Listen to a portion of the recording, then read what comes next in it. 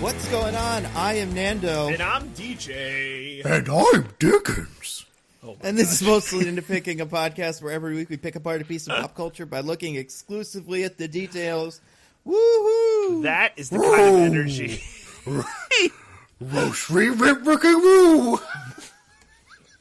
I think he's even closer to Mostly Nitpicking. Like, honestly, yeah. This week, of course, if you can't tell by the accents, we're going to be talking about the new big movie that came out in 2020. We've been leading up to it with our series. This is the end of our 3-part series, Road to Scoob. Of course, we're going to be talking about Blue Falcon and his new friends, the movie. Mm-hmm. This is a movie that came out direct to everyone's houses. I mean, not like to everyone's houses. That'd be sweet, though. You're right. Warner Brothers shipped a Blu-ray copy of this movie to every household in America. U2 came and handed one to everyone because they are sorry about that time they gave everybody something else that was admittedly very good but misunderstood, whereas this is not. We're talking about Scoob, 2020 Scooby Doo remake thingy. Scoob, like it's not Scoob, or it is, but like there's two. Wait, guys, you gotta get that. It's like Scoop. Yes, Scoop. It's like Jeb. Scoop. So we're talking about Scoop. Before that, let's check in on everybody. Diggins, DJ, how are you guys doing? How have your days been? Well, they're confined to a very small space, which is my apartment. But otherwise, I'm doing amazing. Great. DJ, how about you? Everything's pretty good over here. Just beat Final Fantasy VII. That was an experience. Wait, like the new one? That's like the remake. Yeah, not even half. Like it might be. It's like less 10%. than a quarter. Yeah. It's a small chunk of the game. Is it the part where you cross-dress? Is that in there? That is in there. Mm-hmm. I think people like that. I think it's one of the most tasteful ways they could have done that whole sequence, honestly. It's also unintentionally, or maybe intentionally, hilarious. It's. I can't imagine there's not a little bit of intentional hilarity, but also I'm sure it has to kind of play it a little bit, it can't be super tongue-in-cheek with it. I don't know. Well, it's, okay, so I would say it's still not unproblematic, but if you go back and watch the original version of that whole sequence, it's way worse than it is in the remake. Oh yeah. Yeah, man. You gotta do. I don't know. That's what you get when you try to remake everything. Like everything gets remade, and you have to go, well, all right, I guess you're remaking this scene, and it's like, damn it, we didn't want to remake this scene because we didn't do a good job, or maybe they did. I don't know. Guys, I wanted to talk two things. First of all, we are, as we are taping this, right as this ends, I'm going to release the Scooby-Doo 2 Monsters Unleashed episode. Scooby-Dooby Doo. Scooby Doobie Doo. Scabby Tabby Tab. That episode was, first of all, interesting because it is the approximate length of the Snyder Cut of Justice League. Well, I'll get to it. But also, that KFC Taco Bell thing or whatever, or KFC Burger King, apparently that's a known thing. People know that. Like, we didn't break any ground. We're just, late to the party. Kind of. I think people in other countries are more aware of it because of the, awkwardness of it, and being like, well, us Americans, we think the world revolves around our Burger King, but however, funnily enough, it is the KFC that it revolves around. So, that was interesting. Nice long episode, though. Yeah. Oh my god. I don't think we actually start talking about the movie until, hour 1. There's a lot of meandering and just tangential talk, which is what we're known for. What'll it be today, folks? Well, of course, it's going to be what it is, but also, it's so obvious. But also, friend of the show gave us I have to find the name, but I changed all my things on this computer. But someone sent us some information about the length of our podcasts, and this will make them so tiny. This will. We got sent a full-on graph of the length of episodes over time. Someone put in the work. And again, please, Nando, give me the exact name because I don't want to say it wrong. I want to say it's Torzwolina. There's a doctor in there, I think. Yeah, and I'm kind of familiar with this person from, I think, Patreon. I believe so. But also, hold on, wait. Now I'm looking at it. Yes, that was the same person. So yeah, this is the person I think it is. So yeah, Dr. T. Wolina, this person made a graph on a, like, is this a graphing software? Is this something? Is this for like software? Anything people are familiar with? I can't tell just by looking at it. I'm wondering. Yeah, I wonder if I should know that. I was talking with him in like on Twitter because he also did like Nando, I don't know if you saw this, but he did like a heat map of locations from Civil War with all the characters. I did not see that. Yeah, he basically takes all of the locations from Civil War and then plots where each of the characters go. Oh, cool. It's pretty interesting, but he says in there what he uses. I think it's a web-based program. I can't remember the name. Very good. But yeah, everyone should go on it's on our Twitter. We retweeted it so they could check it out and see the awesome work. Yeah, there's some interesting information we got from this. The main interesting thing, or not main interesting thing, but one of the things I think is interesting. So the median runtime of an episode with 2 hosts is somewhere between 89 minutes and 100 minutes. So like around, the overall is 99.5 minutes as our average runtime, or median runtime pre-Diggins. When Diggins shows up, that jumps to 139.5 minutes. So over 2 hours every single time. Which is pretty awesome. Except for Extraction, the only time we ever went under 2 hours. Oh, yeah, that's true. As I said on Twitter, I view podcast recording sessions as a prison in which I trap the two of you. Yeah, that's a fun one. Like, that is very, not like accurate, but yeah, our shortest episodes are obviously, like, way before you came on. We're like, it's like the Batman Return of the Joker one, super short. Credibles is short, but yeah, they're like reasonable podcast lengths instead of 3 hours long. Although it looks like Doolittle was also pretty short. I'm curious. Interesting. Well, there was not much to say about that movie. Yeah, that's true. It's a great movie. By the way, quickly, speaking of Extraction, do you know it's getting a sequel? Extraction is getting a sequel? Yeah. Is it going to be called... Oh, God, what could they call it? Maybe they call it that thing that you wanted to call it, DACA? Oh, yeah. DACA. Although he ain't going back to DACA. I was going to say, it'd be weird if this movie also took place in Dhaka. Yeah. Maybe this one's actually about the act.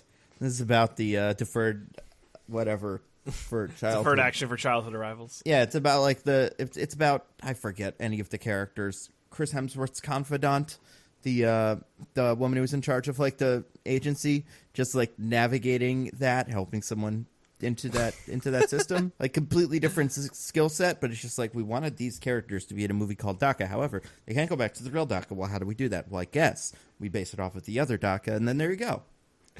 So can I read you guys? There was an interview in Vulture with the director of Extraction, whose name I've already forgotten. And so anyway, the interviewer asks him, Joe Russo recently signed a deal to write Extraction 2. Are you attached to that project? Is Chris Hemsworth? And is there anything you can divulge at this point? And the answer was, a sequel, a prequel, we don't really know. It hasn't been written yet. We're exploring all avenues for the story to take place. People seem excited about another movie in the Tyler Rake universe. I'm in talks to be in the middle of... people! People liked it, man. People did like it. I'm in talks to be in the middle of it. I'd be excited at the opportunity to work with Netflix again with Chris and the Russos. It would be a fun experience to go at it one more time. I hope it's a sequel, and I hope Tyler Rake is back, baby. Me too. As we established in that podcast, which I actually just re-listened to today, it's extraordinarily clear from Tyler Rake's perspective that Tyler Rake is alive at the end because he sees all people as blurry. That's right. Well, I think on a technical level, it's a cool movie to watch. So, if anything, taking another shot at it while learning your lessons from this first one should give a good movie. The thing I've learned is that no one ever learns their lessons about anything. Yeah, that's fair. Especially, we're going to talk about two things that are definitely that. Let's transition to the other big news of the week. So as of like 2 o'clock today, they were recording this, the 20th of May, it was revealed that HBO Max, I guess, the streaming platform that HBO and Warner Brothers are like doing, is they're gonna release the Snyder Cut. First they have to make the Snyder Cut, apparently. Yeah, because it's not gonna be for a year. Because the it's Snyder Cut doesn't exist. Yeah, but they're gonna release something called the Snyder Cut. So just cool. imagine, Isn't that cool? Imagine me at around 2 p.m. today hearing this news and just releasing the loudest, longest sigh I've ever released in my life. Can you give us a reenactment, please? Well, that'll definitely make this the longest podcast, but I'll give it a go.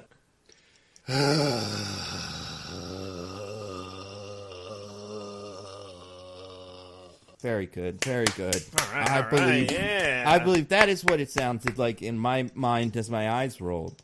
But also, I'd kind of been primed that it was going to happen. Like, I'd heard enough rumblings that I was emotionally prepared for this.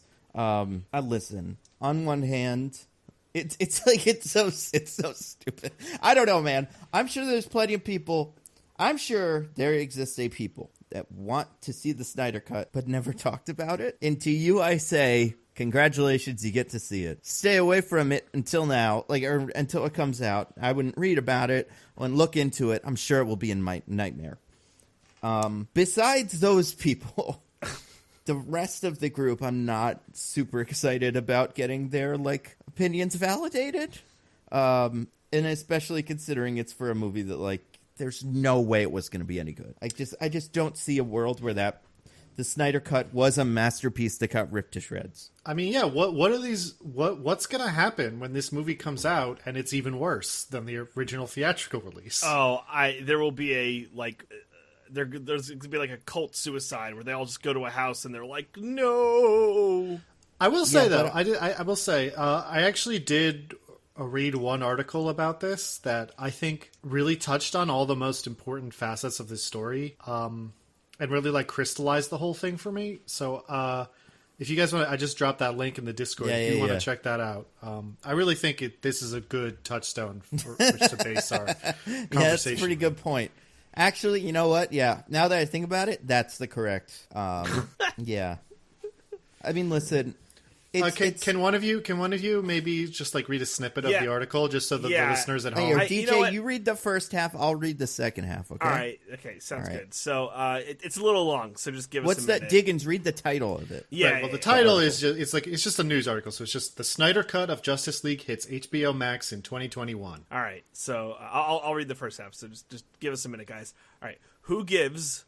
And then I'll read the second half. A shit. The end. Listen, that's on fanbyte.com, fanbyte.com. If you're not quite sure what that is, but it's kind of just a general, mostly video games, I think, but general kind of news for basement dwelling losers like us. Gotcha. I do. Yeah. That's fair. What? Okay. Well, do you guys have any thoughts about this Snyder Cut? Do you love it? Do you want to see it? Do you think everybody harassing everyone is a good idea? Because I think the world is kind of split on that one specifically. I'm really psyched that we have to have that conversation again. This probably will be a better movie than the other one in terms of just it'll be interesting. I don't know. I think y'all watch Batman vs Superman? Yeah, I think y'all Batman watch the Superman. extended edition of Batman v Superman? Because let me tell you, I did, and it did not improve the experience. No. So I agree, or I know what you mean. I think this will be a more interesting movie, the same way that Batman v Superman is more interesting than a version of Batman v Superman that was edited to look like a Marvel movie. I think this will be another crazy nonsense fever dream of bullshit that gets all the characters wrong, but it will be one complete one of those.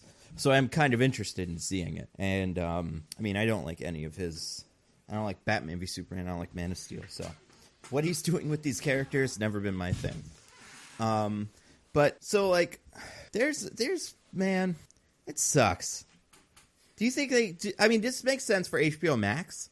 Is this going to help them make money? They need the content, I think. So is HBO Max different from HBO Go or HBO Now? What is HBO Max? So HBO Max has additional content. So HBO Max is gonna have Friends, and that Friends reunion show that they paid all of them $3 million for. It's gonna have some late night show where with Anna Elmo. Kendrick is something. Yeah, The Person I Hate. Okay, all right. Follow-up question. I'm in. Yeah. Why? Well, so it's really Warner Brothers wanted to make their own one of these, but they couldn't brand it. Not they couldn't, but I'm sure they just did a million branding things, and they thought about Warner Brothers Universe, and no one cared, and they were like, oh, maybe we'll fold DC Universe into it, and that's kind of happening. But I think they just decided HBO was their most profitable brand that they could umbrella off this under, and that's kind of what this is. It is insane that they have HBO Go, HBO Now, and now they'll have HBO Max, even though HBO Go should be the one you take on the go, and HBO Now should be the one where you watch HBO stuff you already have on demand, whoever it is switched. HBO Go is the one that is the on-demand, watch whatever you want one because you already have HBO, and HBO Now is the one where if you have not bought a subscription to HBO, you could just buy one and watch it on your iPad. It's insane to me. Every time I pass them both on the PlayStation, it makes me angry because I'm obviously clicking the wrong one. And now there will be a third one. So cool. So I don't know, man. DC Universe is still the best one of these. Here's a question for you, good sirs. What comes out first, the Snyder Cut or New Mutants? The Snyder Cut, yeah. The New Mutants. You guys didn't hesitate. Unless there's a scene in the Snyder Cut where they all sit down and watch New Mutants. That's the only way we're seeing New Mutants. It's supposed to be a set. People have said this is Snyder Cut, and for people that don't know, and I'm sure everybody listening to our podcast knows, but hey, maybe it's worth explaining. Zack Snyder is the guy that made the worst Batman movie ever. Somehow, he also Zack Snyder made Man of Steel, which I don't love, but it's a functional movie. Then he made Batman v Superman. I mean, it's compared to some of the other ones. Then he made Batman v Superman, and I couldn't stand. Some people think it's great. My mind was boggled by how bad Batman vs Superman is. Oh, mine too. I couldn't stand it. And going back, I understand there's some things about it that are kind of good decisions. Specifically, sometimes the shots look nice. And some of the music is kind of good. But man, there's so much else about it that's just whatever. But so he made that, and then this guy made Justice League. So he started working on it, and then he had a family tragedy that pulled him away from it. It's unclear how much he was involved in it at any specific point, because it's it seems like he had the family tragedy, and then a little bit of time passed while he was still working on it, and then eventually was like, I can't do this anymore. So it's a really tricky production, but just that Joss Whedon from Avengers and Buffy the Vampire Slayer and stuff, he came in to finish this Justice League movie and reshot a bunch of stuff, and it looks super different, and characters have different haircuts in the same scene because it's two different movies. And so even though I don't like Zack Snyder, he's fine, he's good at some things. I like 300. I'll contend that's a good movie. I don't think his Watchmen gets it, but whatever. What do you guys think of Zack Snyder as a filmmaker? Does he tickle your fancy? I'm with you. I don't have much of an opinion of him, if I'm being honest. I think most of his movies are quite bad, and he doesn't really know how to make them. What about the Guardians of Ga'Hoole, the owls that fight crime or whatever? You know what? I haven't seen that one. Maybe that's the one good one. Yeah.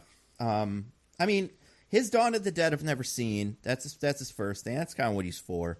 A movie where lots of things die and stuff, and it's very gruesome. His Batman, his Man of Steel I didn't love. I think his Watchmen is I think his Watchmen, which came out in 2009, I think, or 10. I think it misunderstands a lot of Watchmen, the comic. And it should have been very clear that he might not be the right guy for Superman. But there we go. We got it anyway. And I haven't seen Guardians of Ga'Hoole. I also haven't seen Sucker Punch. Any guys seen Sucker Punch? I watched Sucker Punch, and I liked it at the time, but I think I was like 20 when I saw it, so, you know, I was super edgy, like how that movie was super edgy. I haven't watched it since, and my sense would be that I would not like it if I saw it today. But man, when I was edgy, that movie was up my fucking alley. Diggins, have you seen Sucker Punch? I have never seen Sucker Punch, so I have no opinion. Neither have I. So I'm assuming it's fine. But, so Zack Snyder so Joss Whedon makes Justice League, it bombs. Zack Snyder has a fan base, let's call it, that really, really wants to see the Zack Snyder version of Justice League called the Snyder Cut. It is not a thing. It doesn't exist. He has storyboards, and it's clear that he shot some scenes that weren't brought into the final version of the movie, but he didn't have. There's no secondary cut of this movie that you could sit and watch. So I guess there were fan campaigns to get, I don't know, man, to get Warner Brothers to do what they're doing now, which seems so crazy because at the time you were like, well, no, they won't. And I still don't think it's going to be worth it for them. These people are not going to stick around with Warner Brothers universe, HBO Max, whatever. They want the Snyder Cut and nothing else. It's not like they could do Snyder Cut 2. Maybe they'll be so loyal. They'll be so grateful that they'll be like, oh, yeah, we're staying on for the long haul. They need to give Zack Snyder his own vehicle as a part of Famously, Probably. When you give in to insane fan demands, they are perfectly satisfied and loyally support you for the rest of time. I mean, listen, and I get the whole, we'll make a movement. We'll be like, hey, release the Snyder Cut, please. And then Warner Brothers will be like, no. And then you'll be like, all right, maybe we'll try again.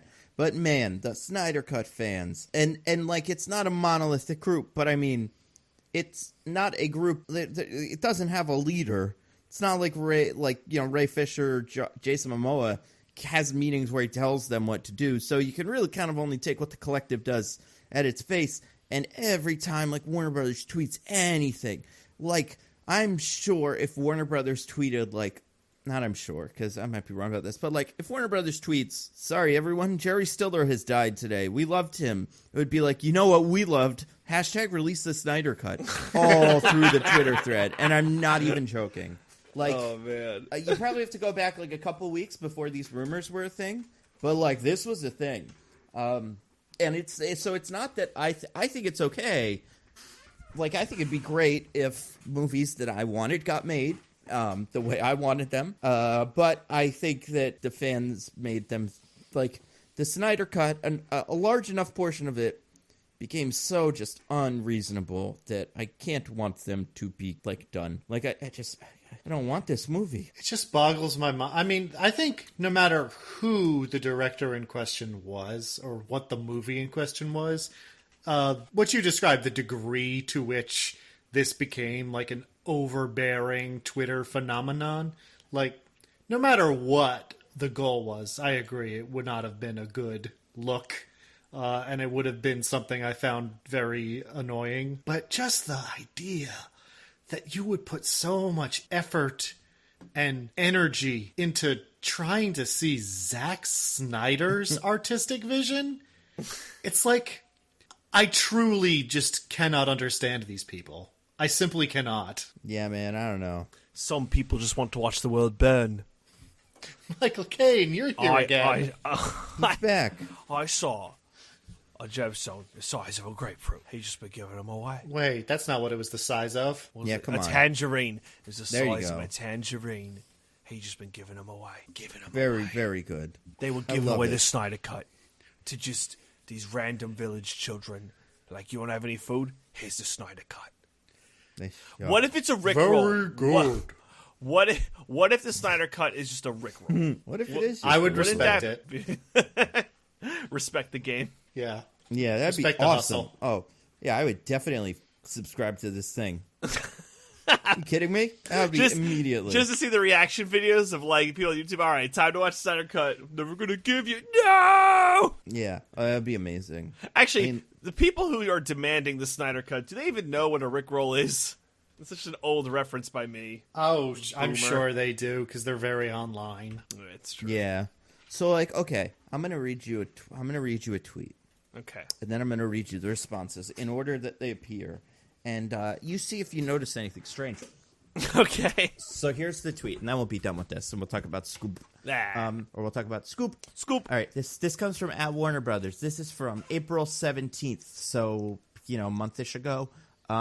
In the worldwide effort towards unity and support for our frontline heroes, we'll be lighting our water tower blue each Thursday night as Warner Brothers joins the hashtag Light It Blue campaign. And then there's a picture of the Warner Brothers water tower lit blue. So in no specific order, here's the first one I see the things for. So first reply, well done, respect to all the healthcare workers. Second reply, when then starts HBO Max? Will there be Scooby Doo? So I don't know. And then like a face of a guy making a face like cool, and then hands praise emoji, and then Dwight Schrute saluting. Went to see trailer for Godzilla and King Kong drop. Thank you. Warner's approved. Thanks. Sonic high five. Or Sonic thumbs up. Nice water tower. Next one. Hashtag release the Snyder Cut. Hashtag Jack Snyder Justice League. Next one. Hashtag release the Snyder Cut. Gonna go down a little bit. Pay more respect and hashtag release the Snyder Cut. Hashtag Zack Snyder Justice League. There's some fun ones. One is just, come on, give us what we want. Hashtag Zack Snyder Justice League. Hashtag release the Snyder Cut. And it's a picture of a fake DVD box with like the Justice League, Zack Snyder's Justice League, never faced us before, not us united. Pretty much just the thing that they put out today.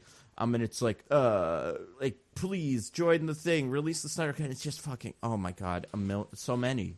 And like whatever, man, don't be jerks, guys. Come on. But I don't want them to reward jerks, but they were probably gonna do this anyway. It's all they know. It's all they know. It's Sonic's fault. He shouldn't have been so fucking awful. Yeah.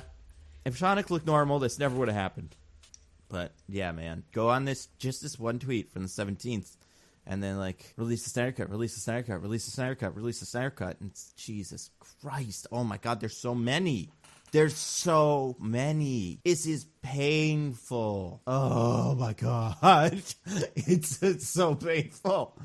I hate it so much. What do you think the overlap of people who are released the Snyder Cut and flat earthers are? I wonder what the overlap is. I mean, it's probably more than not more than not, but there's enough of those, I guess. I'm wondering about the overlap between people that do release the Snyder Cut and people that are, like, just those people. How many of those people exist? That it is worth $20 million to remake a movie that I'm sure if you asked anybody on the street, they'd be like, oh yeah, no, that was bad, right? I don't want to see it. Who's Zack Snyder? Nobody knows who. Like, he's not a guy. Yeah, unfortunately. I don't know. There's Quentin Tarantino's Justice League might get some interest, but like Zack Snyder, this is it's pandering, but it's also like, who are you pandering to? How many people do you think this will get to sign up? No one liked this movie. This universe is already done. He's not Batman anymore. He's not Superman anymore. Like, they're all done. I didn't even think about that. Like, it's not even like you're watching a movie that has no bearing on this going forward. Mm-hmm. Unless the Snyder Cut does so fantastically well that they decide they've got to go back. They go back. No, but like Robert Pattinson is Batman, like that's done, right? Like that movie's they'll tear up the contract. Yeah, Jason Momoa's around. He's sticking around. Wonder Woman's around. Cyborg, I'm sure he's around. Ezra Miller doesn't seem to have any interest in continuing these. Everyone who has had a movie that people regard as generally okay to good has decided they'll stay. Yeah, but like I don't know, man. It's wild. If you wanted this to be a thing and you weren't a jerk about it, I'm happy you get to see your thing. But it's annoying that the jerks also get to see their thing. But they're just going to be so mad about it anyway. It's like there will be. Sorry, you go.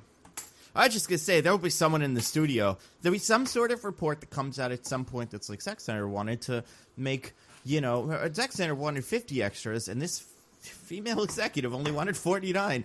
And then that will become a big story, and then in a year we'll get released Zack Snyder Cut 2 with the right amount of extras or something. Like, it's hard to please a certain group of people. There will always be someone who's not Zack Snyder to blame for why the movie sucks.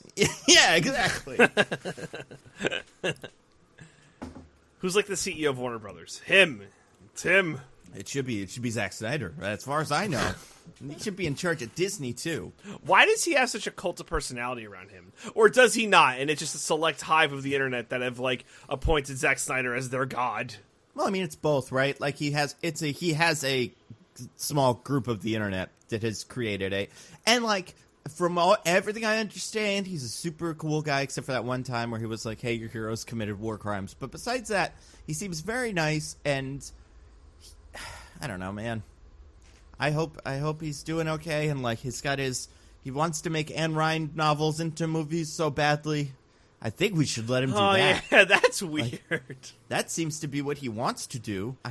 You know what? I would be more okay with him doing that than just about anything else.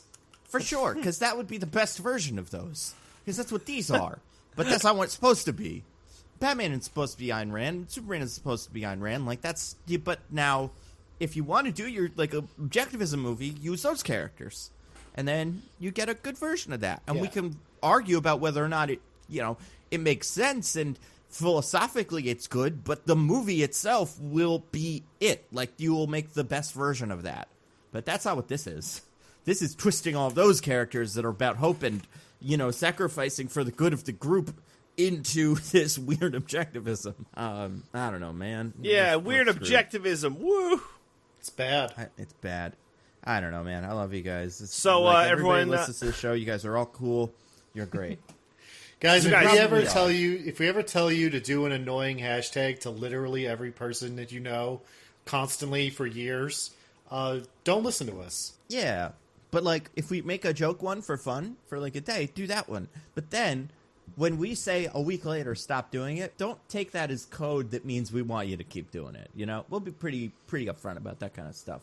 So you guys down with HBO Max day one? We're going to get it and, I mean, day one is like a couple of weeks from now. This will not be on it day one.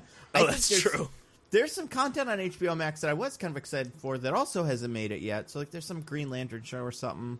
That'll be interesting, and whatever. There's stuff there for me, and like the Anna Kendrick show might be good. I love Anna Kendrick. You hate her, but yeah, like HBO Max, I'm sure we'll have the Elmo show will be fun. I don't know, but I love Elmo and Sesame Street and all that stuff. I'm here for that. Yeah, they're cool all day, and I like HBO. Like I like Watchmen. I like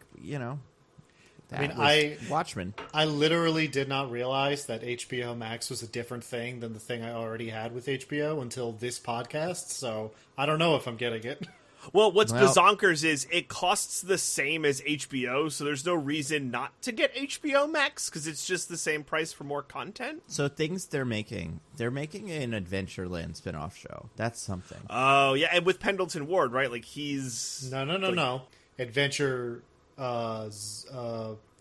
what did you say, Nando? Adventure Time. Adventure Time, Distant Lands. Oh, sorry. I thought you, DJ, you were talking about the Pendleton Ward show on Netflix. No, not Midnight Gospel. Oh, no. That show is fine. I don't want them to come after me. DJ almost had a hot take, and then he backed off at the last second, like a coward. I don't think that's a hot take at all. Own your opinions. How to Train Your Dragon 3 is about genocide. I find it weird and strange, and it's not, the visualization is not like the same as like the audio. Like it's as if like they got into a recording studio and just started talking, and then someone else was just like yellow submarining doing some animations. Oh my god, I might be high. I'm not a fan. Come at me. He's talking about weed. Anyway, Pendleton Ward's working on that Adventure Time show for HBO Max. Is that like a guy? Is that a He's famous the guy creator of the original. Okay, cool. So that's why people care. Great. Then they'll love that. Gossip Girl apparently is getting more Gossip Girl, so I don't know. There's stuff there for people. Doom Patrol, but that'll be on the HBO, or that'll be on the Warner DC one, like the Stargirl show. I'm sure we'll make it over there, but that's still on the DC one. Get DC one. It's got comics. All right. What are we talking about today, guys? Scooby Doo 2, Monsters Unleashed. Oh, no, guys. It's something else. Something even worse. 3.5 hours was not enough time to talk about Scooby-Doo 2, Monsters Unleashed. I would rather talk about Scooby-Doo 2, Monsters Unleashed for another 3 hours than talk about Scoop. So let's try to talk about Scoop. So we're talking about 2020's Scoop. It is a Scoob. movie Scoob. that it is the let's say, I don't know. I guess we're not counting it. It's the third one we've done of movies that have gone to your house that you can watch, right? We did Trolls. We did The Hunt. The Hunt, yeah. And I guess Onward kind of counts, but not really. And Yeah, then it there's was in that Bloodshot, which weird we skipped. middle We ground. got Artemis Fowl coming later, but this is like one of the last ones. And therefore movie- will be one of the animated movies nominated for an Oscar. They're skipping the Oscars this year, apparently. They said they're considering it. They're gonna. Then they're gonna. Maybe the Snyder Cut could win an Oscar if they really pump that thing out in a year or so. Only if it gets released in theaters. Oh, man. Zack Snyder will go by himself and watch it. That's probably what he's gonna do anyway. Yeah, he's a cool guy. I don't know, whatever. Anyway, Scoob. Scoob. It came out this year, 2020, when it was supposed to come out. Yeah, good for it. It's directed by Tony Caravone, who directed not too much else. We already talked about this a little bit, I think, but not the Quentin Tarantino of directing Scooby-Doo movies. Not someone who you'd be like, well, that guy obviously made, huge success. He has a lot of work on Looney Tunes, Tom and Jerry, stuff like that, but no feature films to date. He directed the Duck Dodgers show, which I actually did really like. So I guess there's that. Cool. It stars a bunch of actors that are not in the original ones. And it's about a whole lot of stuff. Now, I'm really excited about this because there's two ways this could go. I want to do what is the IMDb summary thing. But because the plot of this movie is so bizarre and kind of goes in so many different directions, I think you guys will have to make some choices here about what you think the movie wants to tell you about the movie and what the movie doesn't care to tell you. So, Boy. I am really excited. Let's start with DJ since I believe Diggins won last week. So yes, he did. Let's start with Diggins. Diggins, what do you think the IMDb summary currently is for Scoob, which we made it pretty clear, but it's spelled SCOOB ! Scoob.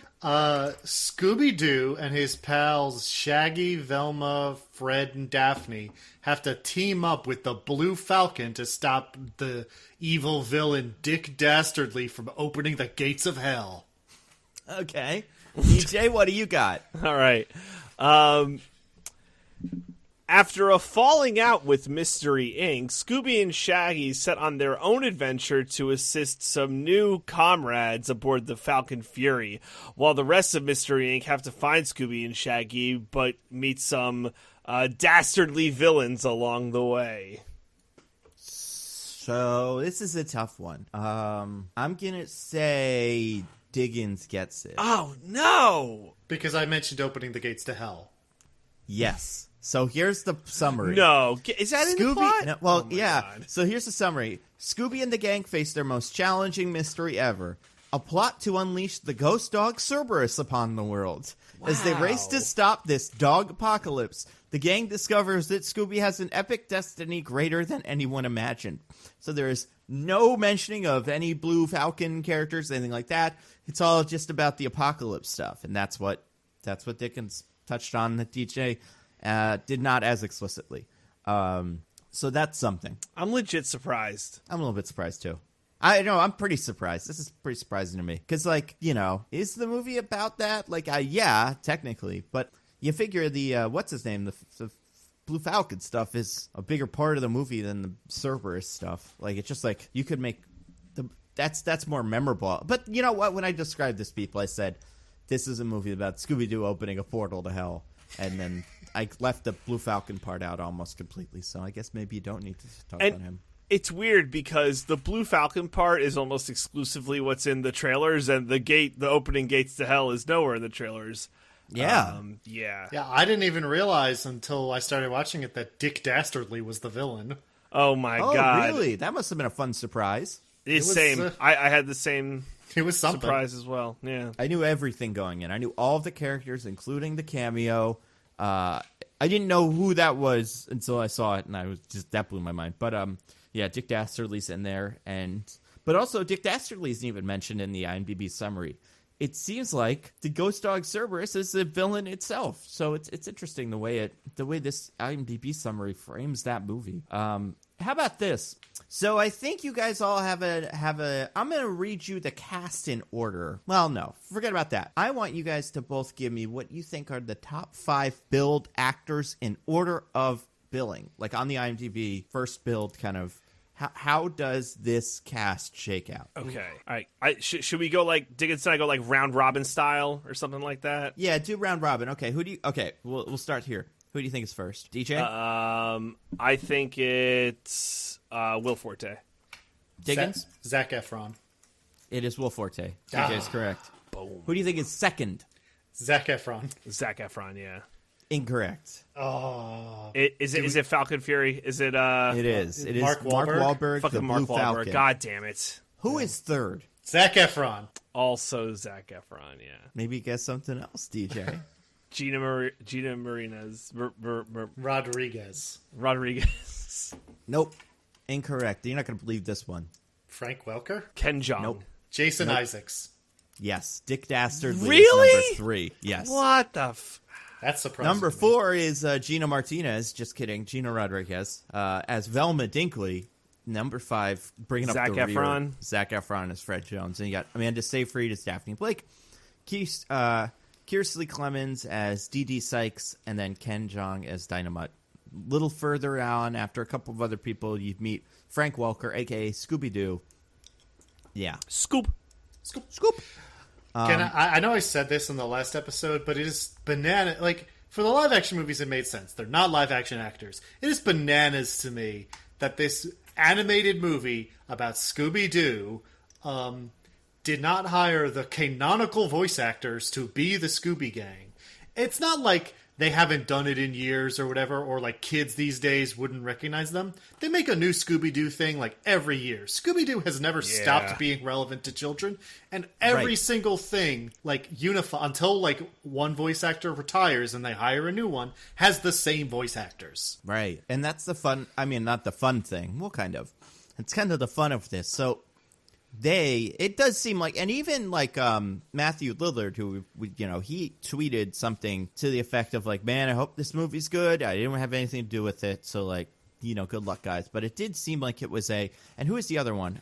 Gray Delisle, who has Gray voiced Delisle, Daphne since 2001. It seemed like somewhat of a betrayal to the core Scooby-Doo fans. So you kind of wonder, okay, so the core Scooby-Doo fans. Well, what apparently, apparently Matthew Lillard didn't find out he wasn't in the movie until it was announced on Twitter who was playing Shaggy. That's harsh. Oh my god. So then, like, it's kind of like, well, what do you get from it? Because there's some, you could say, like, well, maybe, we're going to get this guy instead so that we can do X, right? What do Warner Brothers want to get out of this? Because it's not like Zac Efron or Will Forte brought something to the role that Matthew Lillard or Frank Welker would have brought to those characters specifically. So you're like, well, what did they want from it? What they wanted was them to promote this movie. Go on late night talk shows and say, this is the movie, go see the movie. And they could use their name in TV commercials, and they couldn't do that because of COVID. There were no late night TV shows. And when there were, they were like, awkward and stupid. So like the main, it feels like the main benefit of this whole thing does not, they couldn't get the value of that. So it's almost like a little parable. Like, hey, don't screw over your voice actors because you want to use like famous people to sell your movie because you might not even be able to do that. And they're not, I don't think they're great at being voice actors. I don't think they're bad, but I don't think they're anything special. The thing for me is just, again, in the live action movies, it was fine because it was so stylistically different than animation that I'm like, well, These are different people. And like, if they're different from what I'm used to, that's fine. But like, Will Forte almost does the Shaggy voice. And it was so distracting to me all movie where I'm like, you're like 80% of the way there, but that last 20% is going to keep bothering me because it's so close. Yeah, I agree. I think it very much felt like Will Forte doing his voice. It felt like Will Forte doing his voice, but the other ones all felt like some person. Could be anybody. Maybe that was Zac Efron doing Fred, or maybe that was some other, Jonas brother. It could be, like it wasn't distinguishable enough that it was like, well, okay, instead of, your normal guy. We're getting someone that's really cool and different. It was just like they all kind of felt like random voices. They did pretend that they made Velma Hispanic for a single word in a single sentence, she said. Yeah, so I was wondering about that. Yeah, she kind of... So the actress that plays her... yes, Gina Rodriguez. DJ knows her name. Gina Martini. Yeah, maybe we don't make fun of a Latina person's name. I'm making fun of myself, Diggins. And also, for a second, it kind of seemed like DJ was going to name the character from whatchamacallit? Fast and Furious? No, Dee's fake character from Always Sunny, her like terrible Latino caricature or whatever. But anyway, Gina Rodriguez, a person I definitely know. Gina Rodriguez from Crazy Ex-Girlfriend, not Crazy Ex-Girlfriend, the other one, the other show, Jane the Virgin. Jane the Virgin, which is on like at the same time or something. And Miss Bala. What's that? You know that weird movie about a woman who goes to Mexico and then her friend gets kidnapped and she's got to like become an informant for the FBI or the CIA rather. Does she do an extraction? No. Never mind. No, I'm not aware of this movie. Fucking killed it. It should have been an extraction. Then we could have really had something there, but whatever. But no, yeah, I guess I couldn't. What line was it? It's just it's incredible. Instead of incredible. Yeah. She says the Spanish word for incredible at one point when she's like excited about a discovery she made. But that's it.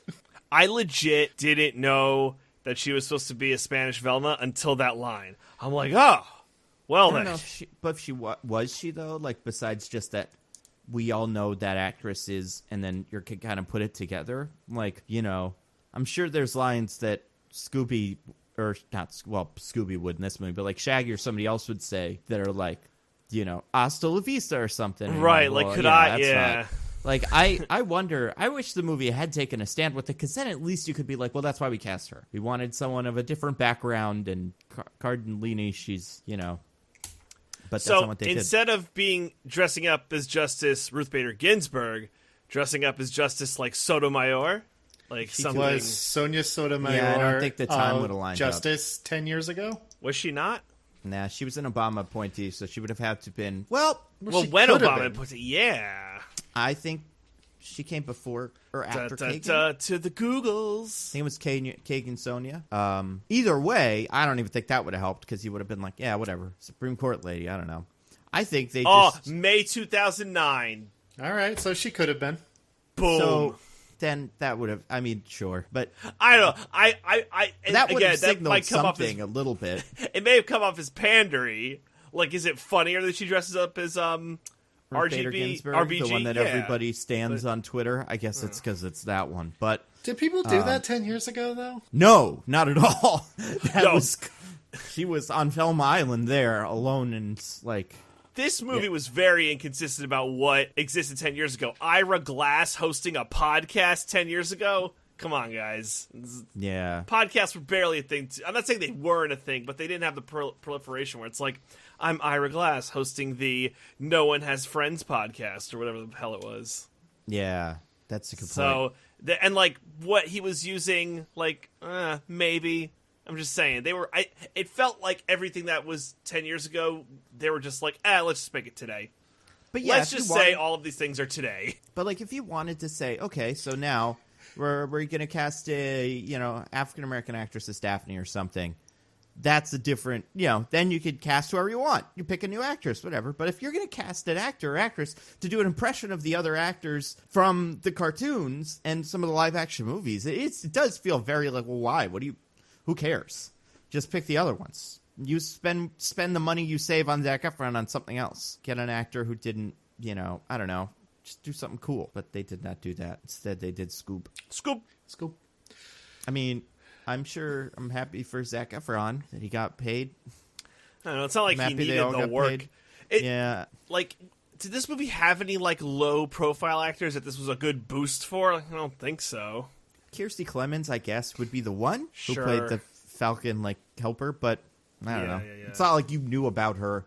It's not like she was a standout, or even leaving the theater, you'd be like, I did like that character. I wonder who she is.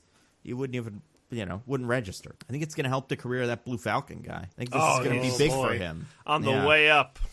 But listen, I don't know, man. This movie's fine.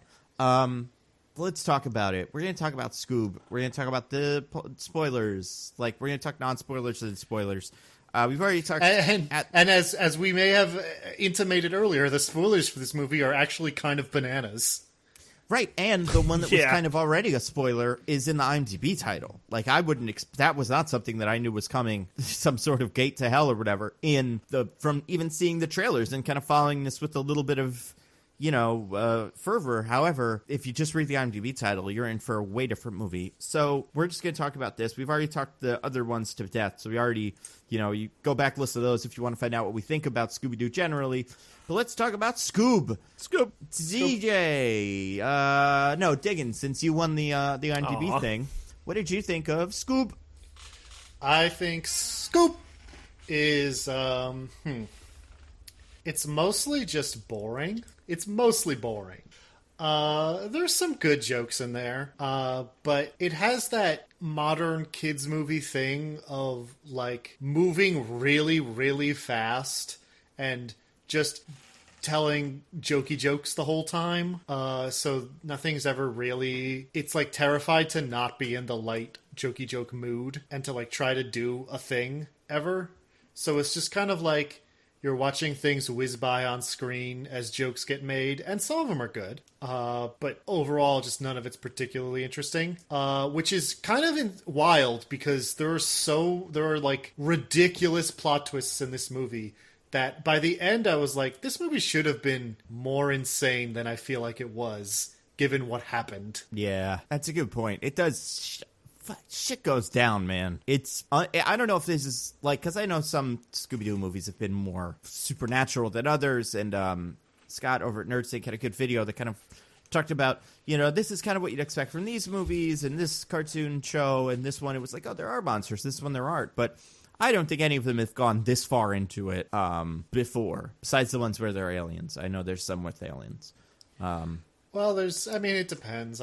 Some of the, like, 13 Ghosts of Scooby-Doo is like Vincent Price is a spirit medium, and they released an ancient curse, and 13 for real monsters are chasing them. But, that's 13 individual monsters. This is a portal to hell. Like...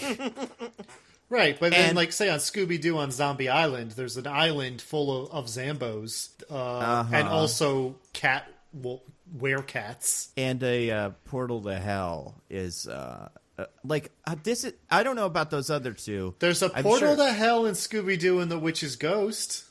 Oh, okay. There you go. Because that's where the ghost comes out of. What? No, I made a stupid joke. How big is it? Is it bigger than this one? No, it's probably just like a person. One person size. Why even bother? You want your big giant ghosts, and like, it's so cool if you get a big old ghost, and then you can punch it. Is that how they beat that one, by the way? Do they punch it a lot? No, they say... shoot it with missiles? No, they get the lead singer of the Hex Girls to recite a spell. They didn't think about that in this one. They should have done that. Yeah. DJ, what did you think of Scoob? I agree with Diggins pretty much completely, so I don't think there'll be any dissent in this episode. I was a little surprised. We're not going to yell at each other in this one. Sorry, folks. Or you're welcome if you're not into that. Excuse me, guys. I haven't gone yet. What if I loved it and I hate you guys and, you know what? Zack Snyder had some good points. I love Scoob. I want to release the Scoob cut. The Scoob cut. We're going to get a Scoob cut. Scooby-Doo and Justice League. Release the Matthew Lillard cut. Yeah, cowards. We'll start that hashtag going. So I was kind of, I hate to say I was disappointed because actually there was some energy going into early in the movie where I'm like, oh, maybe this will be good, ? But it kind of just petered off into this isn't really fun. And so I saw the Warner, they got the Warner Animation Group thing at the top. And I wasn't sure if it was like Pixar where there's like a consistent quality that I could count on. Because the recent run, or there have been a few recent Warner movies or the Warner Animation movies, I should say, that I thought were pretty good. Like, I loved both Lego movies, the Lego Batman movie. I never saw the Ninjago one. I really liked the Teen Titans Go movie. I thought that movie was brilliant. So I'm like, oh, these guys are on a heater. This might be something good.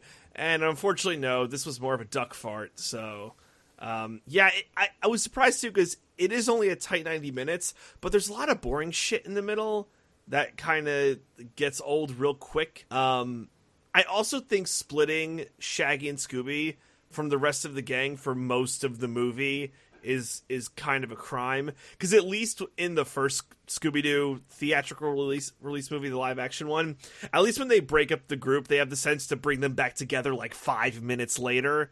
So, but this one, no, it's like a long separation, which I did not find helpful or enjoyable. So, yeah.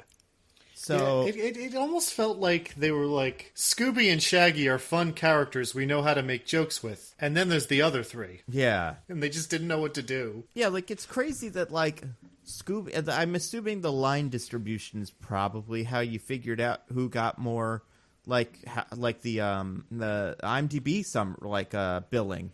Because Shaggy has the most lines, and then I'd bet it's Falcon Fury, and then I'd bet it's Dick Dastardly. But it's crazy that the other three actual people on Mystery Inc. aren't 1, 2, and 3, or 2, 3, and 4, or even conceivably close. Well, with the Barely caveat in the movie. With the caveat that we put Frank Welker towards the bottom, even though he also has many, many lines, because voice actors are second-class citizens. Yes. And his you would even say, like, well, maybe his dog noises don't count, but he doesn't really make dog noises in this. This Scooby-Doo speaks in full, clear sentences, which makes it really stupid when they try to do a Scooby-Doo word joke. Because you're like, well, no, he doesn't say that. We heard him talk earlier. He speaks normal, except for 1 or 2 specific things. But anyway, I'm looking at the poster for this movie right now, the one where all 6 main characters are, like, staring out into the distance all stoically. Oh, 7, because Dynamite's there. And then Scooby-Doo's, like, looking at you and, like, hey. And the more I look at this movie, the more I hate it. I really didn't like this movie. It was boring, and it was stupid and desperate, and...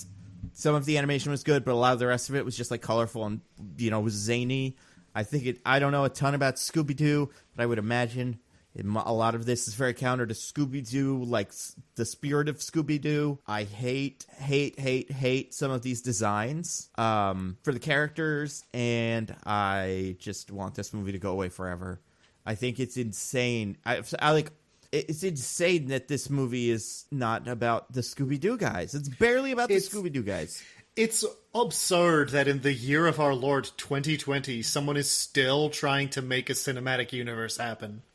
Yeah. This movie is so cinematic universe-y. Obviously. The Hanna-Barbera cinematic universe. So, this movie, I did not like it. I think I liked it less than Trolls. I really didn't like it. Wow. Because at less least than Trolls? Yeah, less than Trolls. Because I saw where the movie was here. I know what they could have done. And, you're like, well, every time it was like, oh, okay, so it's going to be about, like, Scooby and the gang. It zags back to Blue Falcon. And I don't understand anything about what's going on with that guy or... that world. It just doesn't, none of it makes sense to me. The movie doesn't care about explaining it, and when it does, it's boring. And and all the nonsense in the end, you're just like, I guess, okay, they're gonna shoot missiles at this thing, and then whatever. I also found many of the characters just to be generally unlikable. Like the ones that you're supposed to be like, oh, that one's cool. That one is kind of a dork, but that one is like the smart one. They all suck. Scooby and Shaggy are kind of weird. The rest of them are mean. Everybody's kind of mean. I didn't like it.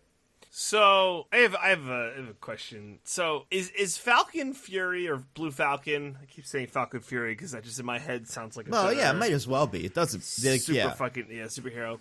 That is not an existing Hanna-Barbera character, right? I believe that 100% is. Yeah. Is it really? There is I don't know if it just exists in the Scooby-Doo verse, but there is a Blue Falcon.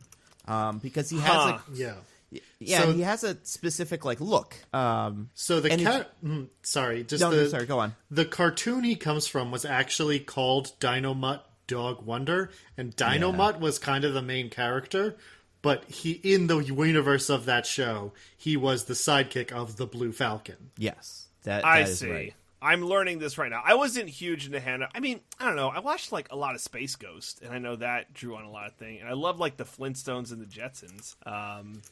shocked they didn't sneak their way into this movie in some kind of weird post-credit scene. Oh, they did. You didn't notice? DJ, did you not watch the post credits and like the?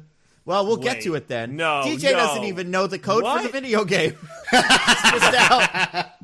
I can't tell if you guys are fucking with me. I gotta pull up the movie now. You'll just don't. Okay. Don't. All right, I won't. Okay.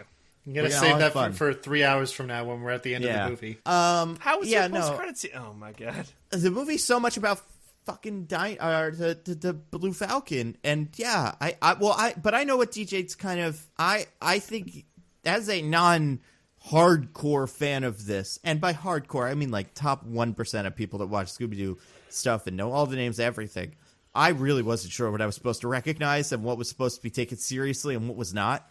So, like, we'll get to it, but, like, I don't even know what in-universe some of these guys are. Even outside of it, where it's like, is that guy from a cartoon I'm supposed to know? It's like in-universe. I'm like, do these guys know who this is? What are people accepting here? In retrospect, I went back and looked at it, and, like, when Shaggy is showing off his Blue Falcon wall as a child, like, there's, like, a Time article or a Time Person of the Year thing, and magazines like that would imply to you that these are real people that exist in this universe, and they know that.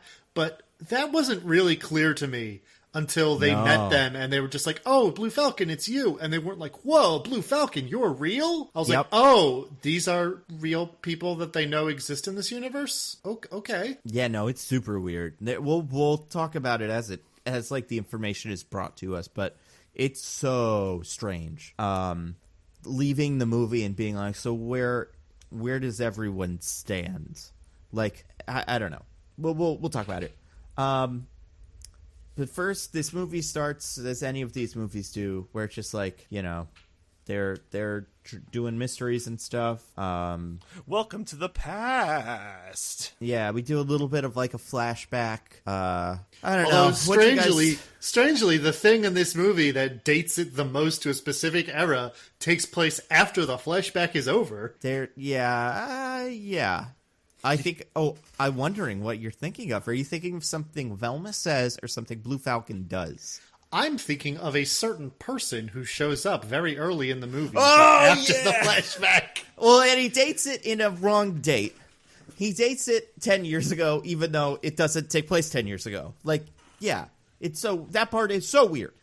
But yeah, so okay. So, DJ, can you explain the whole thing in the the beginning, the flashback beginning? I want to say prologue, but that's not it. Yeah, the beginning, the intro. Okay, so the way it starts is like Shaggy's by himself and he's hanging out at the beach and Shaggy to be specific. Kid Shaggy. So all this we learn later takes place 10 years ago. So I assume Shaggy's 10 because it's not clear how old the gang is in present day. Like 10 to 12, something like that. So yeah, he's in that age range, and he's sad because he's alone and he's on the beach. But then we also see a pup named Scoob getting in some rambunctious trouble. You mean a pup named ? That's true. He's got no collar. How would we know? A pup named Get That Stray in the Pound. So he steals like some like lamb shank from a fucking gyro place, pre-shaved meat, if you will. Alexander's Great Gyros, which may... Oh my god, is that really what it was called? Be something that some screenwriter at one point thought was foreshadowing. Not. Oh my god, I had no idea. Wow. Just stupid. It's literally called Alexander's Great Gyros. Look it up. That's a nightmare. Did you recognize that at the time, or did you go back and be like, eh? No, I saw that. I was like, that's not really a pun. Right. Yeah, right. But I didn't think anything of it at the time. So then the cop is in hot pursuit of Scoop, or question mark if you prefer. So he runs to the beach in the hide, and he hides, and he runs into Shaggy. And so we get our little tropes. Shaggy's like, I got a weird sandwich with, gummy bears, tomatoes, gravy, and peanut butter. And he's like, oh, I forgot the protein, but look at that. Scoob has got the lamb. So he gives it up, and they toast sandwiches together. And Shaggy's like, I guess I own you now. Well, I guess it didn't quite go like that. Cop comes. This probably sees in a trailer. He's like, it's a stray. And Shaggy's like, it's not a stray. It's my dog. And like he whispers to him, if you want me to be your dog. And Scooby goes, yeah, that'd be great. And Shaggy doesn't go, oh my God, a dog who talks. And then he establishes. So the cop goes, what's his name? And Shaggy sees in Scooby a solo-esque twist. Yep. In a solo-esque twist, what happens, DJ? Oh yeah. He goes, "What's his name?" And he goes, "Snacks." Right? Is that it? Is that the end, DJ? Well, no. And then like he goes, "What's his name?" And he goes, "His name is Scooby Doobie Doo." And then the cop's like, I think the cop said something like, "Oh, he has a middle name, so no crimes can be committed." So he's goodbye. like, "That's the law. If the dog's got a middle name, then I can't arrest him." Which that's cute. I actually thought that was funny. I laughed really hard at that line. However, real quick, do you guys remember how Scooby-Doo gets from the gyro place to Shaggy? He like rides it, he like runs on it like a cartoon barrel. Yeah, but also there's some sweet skateboarding, kind of. That's true. Oh, is there? This is a Scooby-Doo movie, and these all have to be about skateboarding. We've got to have extreme sports in these Scooby-Doo movies, even now in 2020. It's ridiculous. Ridiculous. You mean ridiculous? No, ridiculous. Oh wait, he can do ours up. I don't know. It would be ridiculous, but that's not consistent. He would say D. D's are the thing that he can't say, but he can. Ridiculous. Or I don't S. know. He can't say S either. Yeah. The key to Scooby-Doo is he can only not pronounce letters if they're at the start of a word. He can pronounce every letter in the alphabet if it is not the start of a word. Like, he speaks full sentences in this movie. Oh, yeah, it sucks. I hate it. Hate it. Maybe my least favorite part of the movie. Every time I heard him speak a sentence, it was super, like, upsetting. And I know at some points in Scooby-Doo cartoons, he's done that. He's kind of moved to just being a guy that speaks, but I hate that too. It's got to go. I mean, I think at one point he does the rut-row, but he says, uh-oh. Like, it wasn't even rut-row. Right. Well, like, there's the bit where Shaggy, like, proposes to him with the little Scooby-Doo collar. And then I remember this in the trailer, and I remember hearing this in the movie, like, gagging. He's like, I wanted you to maybe be my dog. And then Scooby-Doo says, it's beautiful. I love it, Shaggy. Or something like that, like full English. Just no dog translation, none of that. It sucks. Do I hate this movie more than the other two? Do you guys like it more than I do? Does it not make you guys, like, angry? No, it didn't offend me enough to do to make me angry. It doesn't make me angry. I agree the other movies are better. Yeah. I hated it. It's upsetting. Like, I do agree. Like, I felt pretty strongly about, like, when Scooby was talking. I'm like, this is not right at all. But I guess I don't have that huge attachment to Scooby-Doo where I would be like, how dare they? You see, like a Sonic fan, which I also am, I am such a Scooby fan that I am accustomed to disappointment. Well, congratulations, because then what happens? Right. They all grow up then they all meet as kids again. Yeah, right? we got to fast forward to Halloween. Although it's not clear how much of a fast forward it is, because his mom's like, your new friend, like they only just brought him back. Like, was it the same day? I thought you said he was rich, by the way. Well, maybe that's not canon anymore. Okay, cool. Because this is a reboot. Or they're rich and they're like, well, we want to live modestly. Yes, we want to live among the poor, so we can understand them and their ghost problems. Also, we don't know where this takes. Is it Coolsville in this movie? I don't remember them saying Coolsville once. I think it's Venice Beach, considering the big sign that says Venice when the movie starts. Right, it is Venice Beach. Yeah, and they were playing California Love at the beginning just so they could beat you over the head with it more. Yeah, California Love is one of those cool songs. They should play the whole song, unedited. You know, I'd love to hear it. What do they say in that song? Anything nice? Stupid movie. I used to be able to do California Love. You should have wrote this movie then and made a hard R Scooby-Doo movie. Where just cursing and violence and, like, just really go for it. Because that's not what this is. This is a childish, dumb Scooby-Doo movie. Now let me welcome everybody to the Wild Wild West, a state that's untouchable like Elliot Ness. The track hits your eardrum like a slug to the chest. Pack a vest for your Jimmy in the city of sex. All right. Yeah, there we go. Okay, Scooby-Doo gets in this part. Like, this is where he starts rapping with, like, Ruben Studdard shows up again. I was so excited for a Ruben Studdard cameo. It doesn't happen, but it would have been so awesome. I mean, it would have been appropriate in this movie, though. That's of the true! Crazy oh my god, that's right! Where was he? Yeah, at least Ruben Studdard made sense at the time. But he would have made sense here. Yeah, like more so in this movie than the second one. Oh my god, you're right. That's so bizarre. What the fuck is going on with these movies? Okay, all right. So they meet on Halloween. Okay, what are Fred and what are Shaggy and Scooby dressed as? So they're Blue Falcon and the Dynamite Dog or whatever. Dynamite. Yeah. And then what are the other ones? I honestly can't remember now. Fred is just a generic knight. Daphne is Wonder Woman, and cross promotion. Sure, Velma, you need that shit. And Velma is a Ruth Bader Ginsburg. Can I just say, so when Shaggy and Scooby meet the other three because some bullies that are apparently very health conscious and want to protect Shaggy and Scooby's well-being, because they're going about like that candy you've got is full of sugar and corn syrup and it'll mess you up, and then they throw their candy into a haunted house. But then so Shaggy is like sitting down, and then he hears Fred being like, "Are you okay?" And then he looks up, and like it's the three of them, but Fred is front and center, bathed in like a soft glow as like time slows down, and Shaggy's like like I was like, is this movie doing a romance between Shaggy and Fred? Whoa. Be mad woke. Amazing. That would have been more interesting, Yeah. At least then you're doing something. It's a good point, but I mean, they didn't though. Anyway, unlike the obvious Fred and Velma romance from the first Scooby-Doo movie. Right, and then the Shaggy Daphne romance that is also kind of fun. Right, No. they don't really go anywhere with that from here. There's no other hints towards it in this movie. Fred does have a romantic interest in this movie, though. Let's be very clear. That's true. That's true. But it's not Shaggy. It's not Shaggy.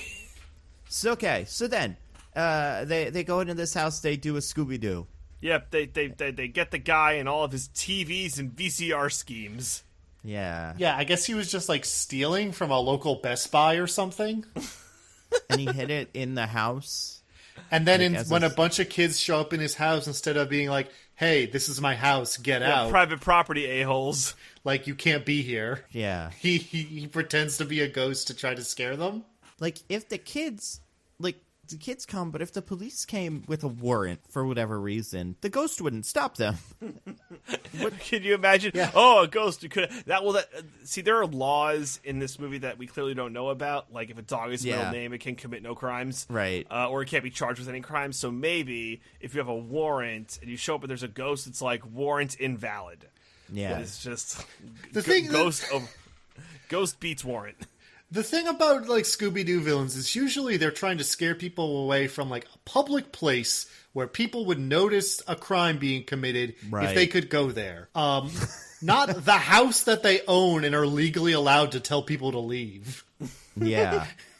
And as we'll find later in this movie, there are ghosts. So like this would have been an opportunity to have this just be a ghost, I guess, or something. Nah, you gotta start basic. It's got because they did the formula. Except I guess Shaggy and Scooby didn't stumble into success. I guess them finding the TVs and shit is stumbling into success. Yeah. But Velma's like, we gotta get the cord. Fred, throw the axe. Daphne's in trouble. They did the formula more or less. I don't know, man. I'm tired of Scooby-Doo movies. Like, I like that the Scooby-Doo movies, I like that there's some ambiguity kind of with Scooby-Doo, but at least these 3 movies we've watched, there's always some sort of real magic thing kind of that has some level of like realism or is like paranormal in the universe, and I'm tired of it. I just want and this movie, as we'll see in the end, will go way too far into that level.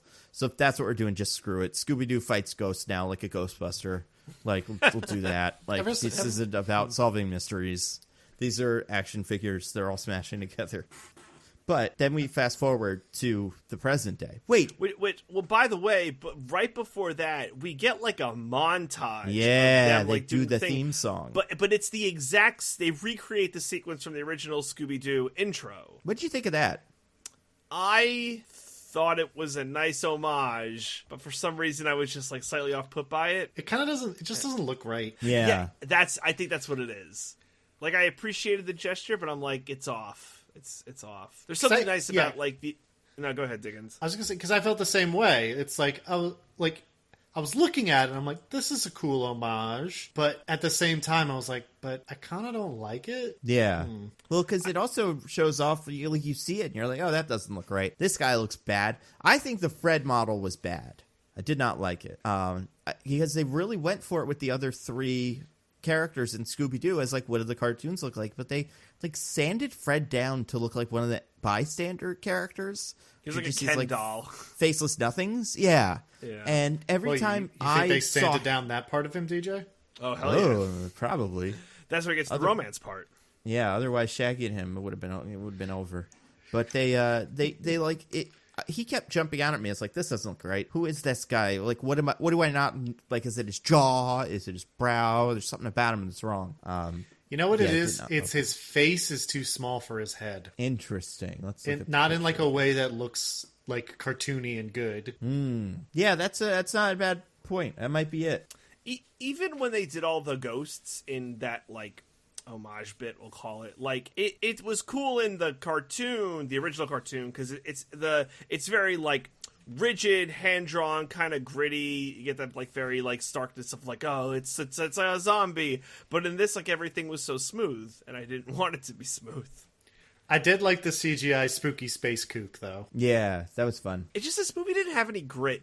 Even the portal to hell was just like very green and bright, and like it didn't feel very Portal to Hell. Well, to be fair, they call it the portal to the underworld. Yeah. Right. Which appears to just be one room filled with gold and a big ghost dog. Mm-hmm. So really, it doesn't seem that bad. You'd take that deal? Is that yeah, I what mean, you're saying? a dog can live there on its own. We've learned for some time. I just mean, like, opening a portal to the underworld sounds really bad. But then it's like, that just means a big ghost dog gets out, and like, we can fight a ghost dog. Yeah. Like, if all the damned souls of hell got out, that would be bad. That would be bad. Yeah, and the ghost dog is like punchable. I think if you nuked it, it would die, or at least like be down for the count. Yeah, if they had called in the Greek military, I think it would have been fine. Yeah. But that's a much better movie. So okay, hard cut to they're at a diner. Is that the next thing after like the big intro sequence? I believe so. Yep. They're discussing looking at it right logistics. now. Yeah, they're at a humongous diner booth with all of themselves, obviously, and no one else. Talking about the problems of the group. And who to our wandering eye should appear? An angel investor. The most reasonable cameo you could expect in 2020. And who is that, Diggins? Why, it would be nothing but, I don't know what he does now, but the movie doesn't tell you because it's only thinks about what he did 15 years ago, Simon Cowell. Yeah, I think he still does those shows. He does America's Got Talent. And he created One Direction and stuff, and I believe he still does that. Which is why he's talking about like the values of boy bands and the tank and the roles in boy bands we all know and love. Standard K-pop formula, you know? You got your baby face. You got. What the heck was that? I don't know, man. That was so weird. Also, he also seemed like he had a small face. Teeny like face, tiny face. Small, tiny face, right? Like he had a tiny face. I feel like they tried to like map his actual face or something. And it just doesn't look right compared to all the cartoony characters. It was jarring. It was jarring. But yeah, he's there. He's there to rescue Mystery Inc. And they're like, yeah, they're trying to like get back off the ground and do more, like just do more mysteries and continue to be cool, and everyone loves them. But they want to turn it into a business. Yeah, right, yeah. But they can't find anywhere for Scooby and Shaggy to fit in. They're a bunch of losers. And what are the groups that the other ones fall into? I can't remember. Fred's the tank. Like their job or like their persona. Yeah. Scoob like what role do the other Fred's ones the fill? tank, Velma's the DPS, and Daphne's the healer. So like I'm not crazy, right? It is the tank, right? There's something yes, like that. he says tank. He says tank. Is that a what? It's an RPG thing. I don't know if he meant it in that context, sure. but it is an RPG thing. But he's not talking about that, right? Isn't he, though? Like, because he's like, oh, you're the tank, but he calls Daphne like the people person, right? Like people like you. Yeah. And then what is Velma? Was she the brains? I literally think he called her the brains. So like, there's no consistency to any of this. God no. Yeah, like Fred isn't the big guy, which you're like, all right, maybe that's a thing for bands or for mystery solving group. But the tank, like, he's not even the driver. Why can't he be the fucking driver? He has the car. That's his whole identity. And then later when he's like, I'm the tank, I'm like, oh yeah, that's right. They did say you were that. Is there a reason yet? You can't tank, like, you what is he gonna do? It's so stupid. So stupid. Fred does tank. try to tank later in the ghost dog fight. Yeah. It just doesn't work That's very true. well. Yeah, there's nothing to it. Why are we listening to Simon Cowell anyway? He doesn't get it. Like, it's not like he's wrong about everything. Also, like, the movie Scooby and Shaggy get offended and leave and are upset. And the movie pretends that it's like Velma, Fred, and Daphne's fault. But they're sitting there like, no, Simon Cowell, you're wrong. Scooby and Shaggy are important, and we're not doing this without them. Yeah, we need them. And so it's like, Scooby and Shaggy, your friends supported you every step of the way. Simon Cowell was the one saying mean things. It's not their fault. Yeah, that's a good point. It is a great point. Because, Scooby and Shaggy get mad butthurt, and they're like, yeah, we out. Guess we can't be part of this anymore. Oh my god. It is strange that, like, 2 of these 3 movies, the formula has to be, well, we gotta break them up. Can't keep them together. Dynamic's not working. They're broken up now. That's the rule. It's like, what's even the point? Like, why are we even doing this? Like, the movies can't... Can you imagine, like, if every fucking Avengers movie started with them being Avengers and then they split up and then they were back to Avengers? You'd be so bored. And that's not even kind of the right way to do it. Let's say Guardians of the Galaxy or any other movie about any other team. Like, just like, at some point, you have to make a movie about them being a team doing a mystery to set some sort of baseline for what these guys are, and then you break them up. As a matter of fact, doesn't it make more sense for this movie if they say no to Simon Cowell and Simon Cowell gets mad at them, they stick together, and they're all abducted by Blue Falcon's crew? Like, doesn't that as a premise make more sense? Yeah. Like, Mr. Inc., we need to hire you to do a mystery. Or Shaggy and Scooby also don't get brought to Blue Falcon, the other ones do. Because... Right. The movie immediately unreinforces this, like, oh, Shaggy and Scooby aren't important thing. Like, if you're going to do that, Shaggy and Scooby should not be important for the entire movie. And then by the end, they, like, figure out who they are. But in the beginning, it's like, we don't even have any use. It's like, well, you actually have Destiny, and it has to do with this superhero guy, and it's not clear, and it's stupid, but whatever, forget it. Ignore me, this movie is bad. I am, I guess, the voice of the script in this example.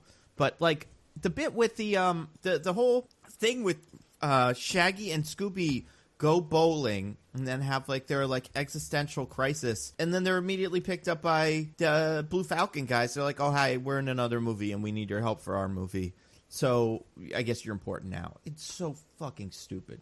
Yeah, I hated that. And that's like the whole movie after that. Like once they get picked up by Blue Falcon, it's pretty much over, the Scooby-Doo parts, and then it's just like some weird superhero movie. I don't know. Well, yeah, because there's not much mystery in this movie, because it's not like, oh, who's doing it? It's like, oh, Dick Dastardly's being bad. Yeah. So there's not much who to the who done it. It's just like, what does Dick Dastardly want? Oh, these open the underworld. Oh, all right, well, let's stop him then, I guess. And then at the very end, they do a thing, they do a bit, and you're like, oh, right, that's what these movies usually are. And then the movie's like, but it's not. And you're like, oh, movie, you got me for a second. I forgot that was even an option. And of course, it wouldn't have made any fucking sense considering what happened leading up to that. But still, I was like, oh, yeah, that's right. That's how these go. It's also bazonkers, right? Because, like, in your, what I would call run-of-the-mill Scooby-Doo movies that are, like, straight to TV, straight to Blu-ray, whatever, right? Like, it's always that. It's, like, yeah, sometimes it goes surreal, but it's always still, like, a mystery and pretty formulaic. But, like, this was, like, I forgot where I read this, but right, it was the first animated theatrical release of a Scooby-Doo movie. So, big deal. And it's like, if you were to introduce your kid to Scooby-Doo and show him this movie, I don't think they would fully grasp, like, what Mystery Inc. does and what Scooby-Doo is, like, as a premise. I don't think it gets those aspects at all. Which is bad. Definitely not. Your kids would they'd be like, oh, I liked Scooby-Doo. I want to watch Scooby-Doo. And then they'd turn on and be like, where's the Blue Falcon? You'd be like, well, it's not really in it. Well, what is this then? When is he going to show up? Maybe once or twice, but not really that much. Definitely not proportionally. What about when are they if that's what you're here for, you're not going to have fun. So when they fun. pull the mask off, it's going to be Dick Dastardly, right? yeah, right. Eventually. He's going to do one of these crimes. Maybe. Keep waiting. He'll show up. We got it out a little bit. They go to a bowling alley, Scooby and Shaggy. They have, like, sad bowling. And then the bowling balls all turn into robot minion thingies. Oh, my God. The fucking minions in this movie. Every fucking... It's so frustrating. So tired of it. It makes me so mad. See, here's how this always goes for me, right? So these things show up. First, they're like, it's like the bowling pins and the bowling balls are like some evil robot. And in the beginning, right, they turn into like scorpions, like evil scorpions. Yeah. And with like chainsaws for hands and stuff, and they chase the mystery guys around. I want to say at one point during the chase, we see one of them like off duty being normal. Well, because Shag and Scooby trick them. By like, hey, bar patrons, what do you want from the bar? And they get them to turn into the little baby minion faces. And because these guys transform into literal babies, like robot babies with diapers on. They turn into that tweet that says, I'm baby. What is that tweet? Well, no, it's just a meme where you reply to something with I'm baby. To say, like, I am a young meme. Child person. Oh, sure. Yeah. They're boss baby, they're minions, they're the whole thing. And and for a second in my mind, I was like, "Oh, that's cute." And then I was like, "Fuck, it got me." That's the whole thing. It's gonna get kids. It's gonna get parents. Like, they were cute. They were terrible. They're absolutely terrible.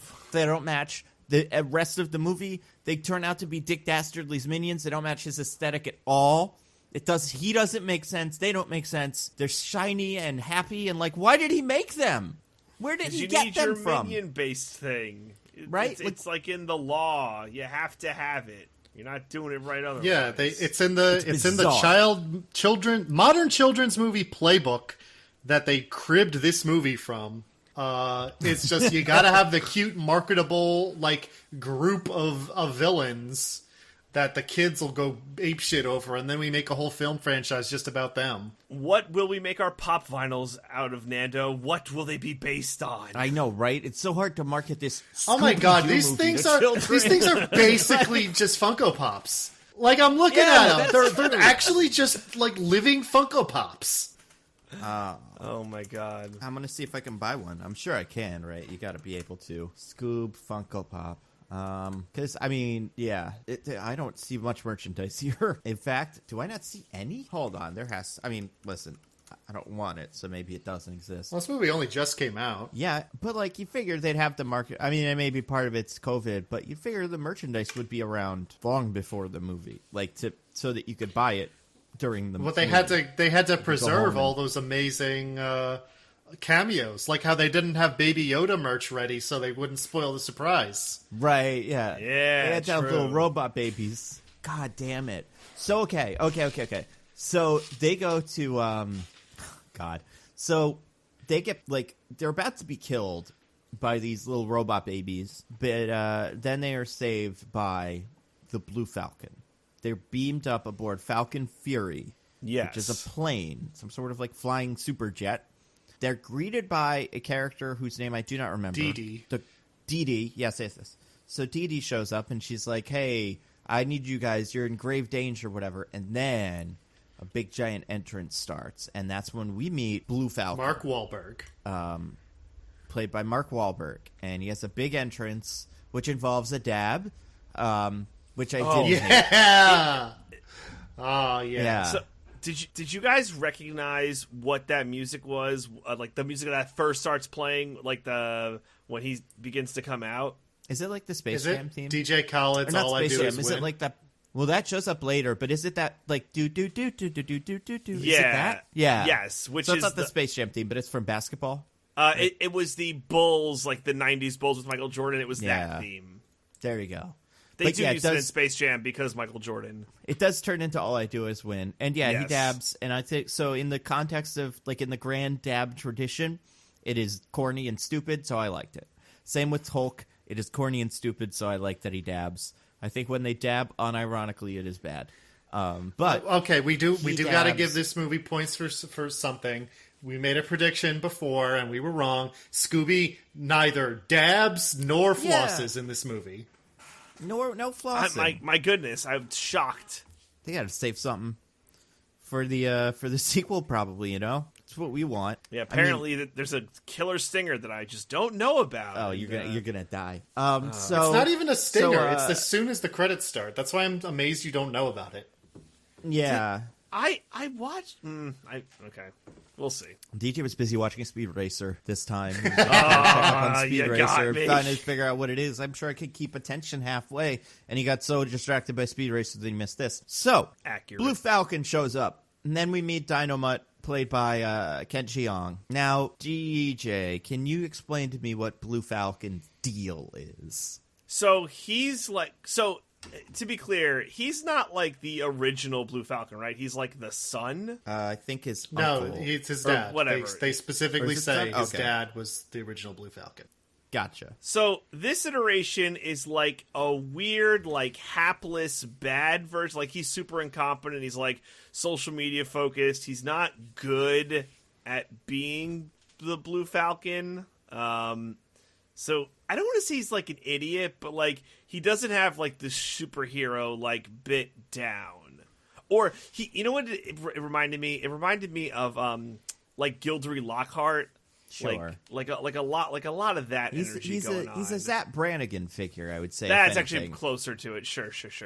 I have some questions about Blue Falcon. Number one, what is he in this universe? Is he a real guy? Like, is he like on the news? Yeah, because like I said, in the beginning, you can see there's like a Time Person of the Year issue with Blue Falcon. So like he's a real superhero in this universe who I guess does superhero things. That's really weird. It is weird. And the movie there's no precedent for it in the movie, or in like, not like there's a precedent in Scooby-Doo movies, but the movie doesn't like start with like, there's a world with superheroes and we're just kids. It's like there's this one guy who maybe is some sort of superhero or cartoon character, and Shaggy likes him, and then we find out that guy is a guy who has real like future tech and superpowers from somewhere. I don't know where he got them, but I guess that's the technology of the current day. Like, what else does this guy do? Right, like it's not weird to be flying around in your own like kind of ship and being a hero. Like that's normal in this world. Yeah, they did a lot of work, especially with our famous Simon Cowell's, to kind of ground this Scoob in reality, or at least like kind of place it in a familiar world. And then immediately it's like, no, never mind, they're superheroes. And there's this guy, and he also doesn't want to be a superhero, but he does, but like not really.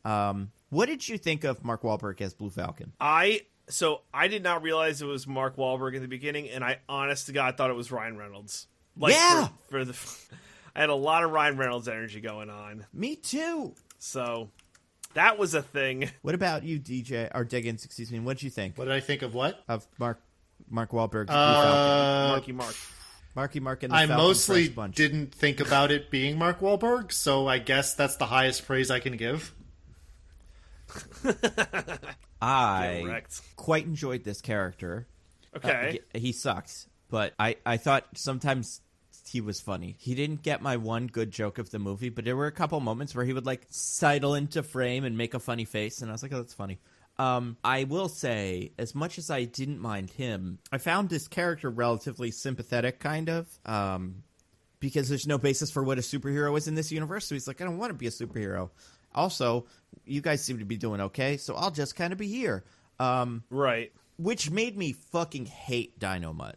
Dynamite was such an asshole to this nice little boy who was trying to be Blue Falcon that, like, I unreasonably hated that character. Hmm. Yeah, I don't know why. Because it's like, it's not like the first time we met Blue Falcon, he seemed competent, went on a mission, and then Dynomutt's like, God, he's such a loser. From the beginning, before you've seen Blue Falcon do anything, Dynomutt's like, and this guy sucks. He's not the cool Blue Falcon. I'm Dynomutt. I'm great. I was so tired of that guy. I mean, would you ever want to work for your boss's son? I would say Dynomutt loses all sympathy pretty much immediately when he uses the phrase large adult son. It's awful. It's a good point. But also, this is an inversion of the Blue Falcon dynamic in which Blue Falcon is a normal, serious superhero, and Dynomutt is like a goofy Hanna-Barbera sidekick who like constantly messes up. That was what the show was. Interesting. Yeah, well, so instead, he's like Robot Man. Like, he's like I don't know, man. I like, what is he supposed to be? Who, like Dynomutt or Blue Falcon? Dynomutt. Real dog with cyborg parts, robot dog. Like his actual deal. Yeah, I think just robot dog. I don't think there's any real part of him. There was like the whole like tongue joke, like, oh, metal tongue, gross. Yeah, I think he's just a robot. Okay. So then, we get our introduction, and Dynomutt and DD basically just kind of explain the movie a little bit. Can anybody give me the plot of what's going on, what we're dealing with on the Dino crew? So they or go for it. Okay, so they are trying to keep these 3 giant dog skulls out of the hands of Dick Dastardly, because Dick Dastardly, using these 3 skulls and the bloodline technique of Alexander the Great's dog, is going to open a portal to hell, and they want to make that not happen. Yeah, and like, which, to be clear, cowards. That's fucking insane. That is insane. Like, it's insane. It is. What are they doing? Right? Like, what kind of Scooby-Doo movie is this? A bad one? A really bad one. Like, regardless of how you enjoyed the movie, it's a bad Scooby-Doo movie. And the rest of it's also bad. I think Blue Falcon, yeah, he's weird. And he's not cool. Like, he's cool. He, like, thinks everything is, like, he likes a superhero suit and stuff. But when you put all 3 pieces of this together, which is Scooby and the gang, Blue Falcon, and then Dick Dastardly, it like doesn't match at all. And so, DJ, can you explain what Dick Dastardly? Well, no, Diggins, explain Dick Dastardly in this movie. Yeah, and in general, but including, that too. I know including spoilers or just like his general steez. General steez, spoilers. Well, without the one spoiler, just like kind of what do we get from meeting him the first time we meet him in this movie? So he is he's a bad guy with a big chin and a big nose and a evil mustache who wants to unlock a portal to hell where he says his treasure is. And he has a bunch of robot minions who are bad minion knockoffs. And that's pretty much it. They don't really he's just like, I'm a bad guy, and that's it, more or less. And he has like a junk vibe, sort of. That's like his, he works at a junk factory, right, or something, or he owns, I can't like remember. A junk company of some kind. Yeah, something like that. And his ship, which is not like what the car looks like, but a ship from like Wacky Racers, because he has like a big flying ship too. Because everybody has those. I think that's from another show he was in where he was trying to intercept a carrier pigeon. Really? Yeah. Do that. But he's mostly known for being in Wacky Races, where he tried to cheat at races. Right. Yeah, and that's like supposed to be his bag. Like, he's just supposed to be your comically over the top, like, tie someone to train tracks villain. But in here, he's like super evil, like, I don't know, like fucking Red Skull. Gotta open a portal to another dimension to suit my own means. Which is, like, not exactly Dick Dastardly, like, strictly speaking. Yeah. Yeah, no, not at all. It was a choice, to say the least. I don't know. He was so strange, and I don't, like, hate his character here, but, like, it's just, like, there was no mystery element of it. It was really just kind of what specifically is he after? Are we going to let him get the portal to hell, like, thing? Which I think is why he didn't work for me at all. Also, his minions. If he had even kind of an aesthetic, I would have liked him. Do you guys remember the movie Meet the Robinsons? I do. Yes. It's like same kind of bad guy there. Different kind of, his story was different and stuff. But there was a man in the bowler hat is like their kind of Snidely Whiplash-esque fill-in. But he did have like an aesthetic that kind of tied his whole deal together. And this Snidely Whiplash, like he looks like or not Snidely Whiplash, Dick Dastardly. Yeah, he's got like a bunch of little silvery clean robot guys that he is cruel to for no reason. And because even also he this knows big, they giant, suck. like, coal-powered car. Yeah, they suck, Diggins. Oh my god! No, fuck! I walked right into this. Yeah, one of them sucks big time. Because and like one of them's in charge. Like they have like some sort of command structure. They're not just little robots that you program. It's like kill Scooby Doo. It's like there's one to blame. It's really weird. He's the fuck up one. But what happened to I know I don't know a lot about Scooby Doo, but I'm pretty sure this character Dick Dastardly has a famous dog companion. Where's he? Wow, you see, Nando, it turns out that in his original attempts to get to hell,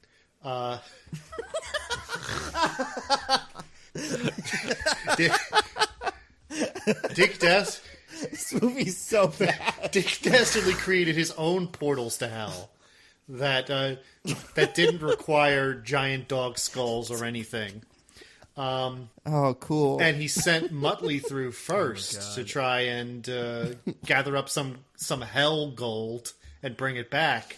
But it was a one-way portal, so Muttley couldn't come back from hell after going through it. So how did Dick Dastardly even get in? How did he open this portal? I don't know, but ever since for years now, Muttley has been trapped in hell. With only like gold to eat. Just like, and I guess whatever Cerberus leaves behind. The last thing Dick Dastardly sees, it's he's being attacked by Cerberus. Yeah. Dick Dastardly is so weird in this movie. This movie's so dumb. Oh my god. He opens a portal of hell.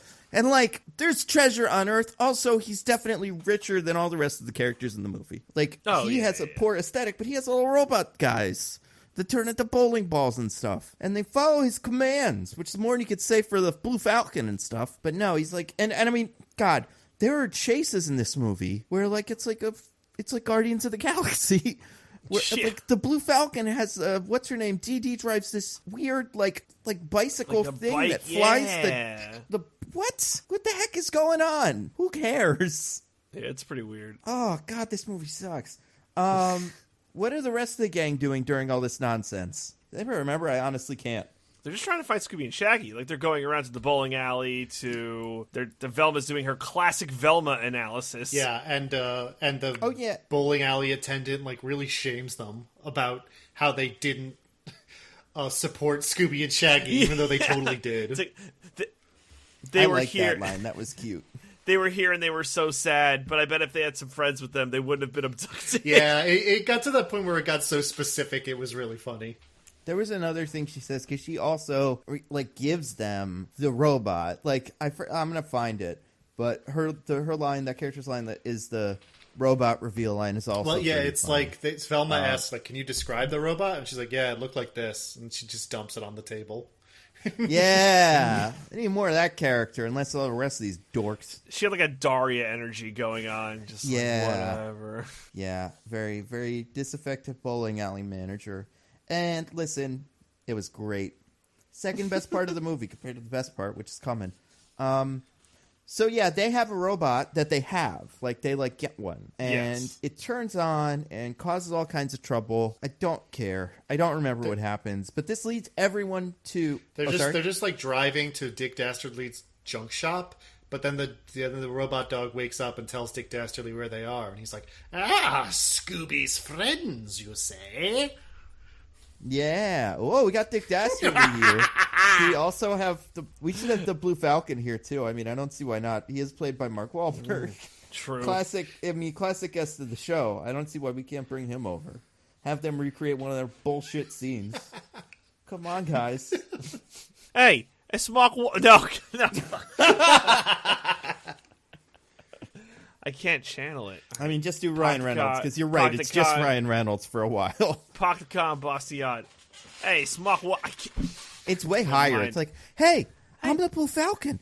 I'm here to help you. What's the matter, Mark Wahlberg? Are you finding it difficult to call into this podcast? Perhaps that's because I have hacked your line.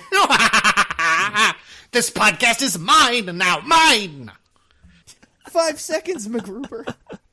Trying to think of other characters that those other actors have been in. It's like, I don't know, Will Forte impression, but I kind of remember he was in MacGruber. Okay, here, I'll do a Simon Cowell impression. What do I even do anymore? I'm just a jerk in a t-shirt.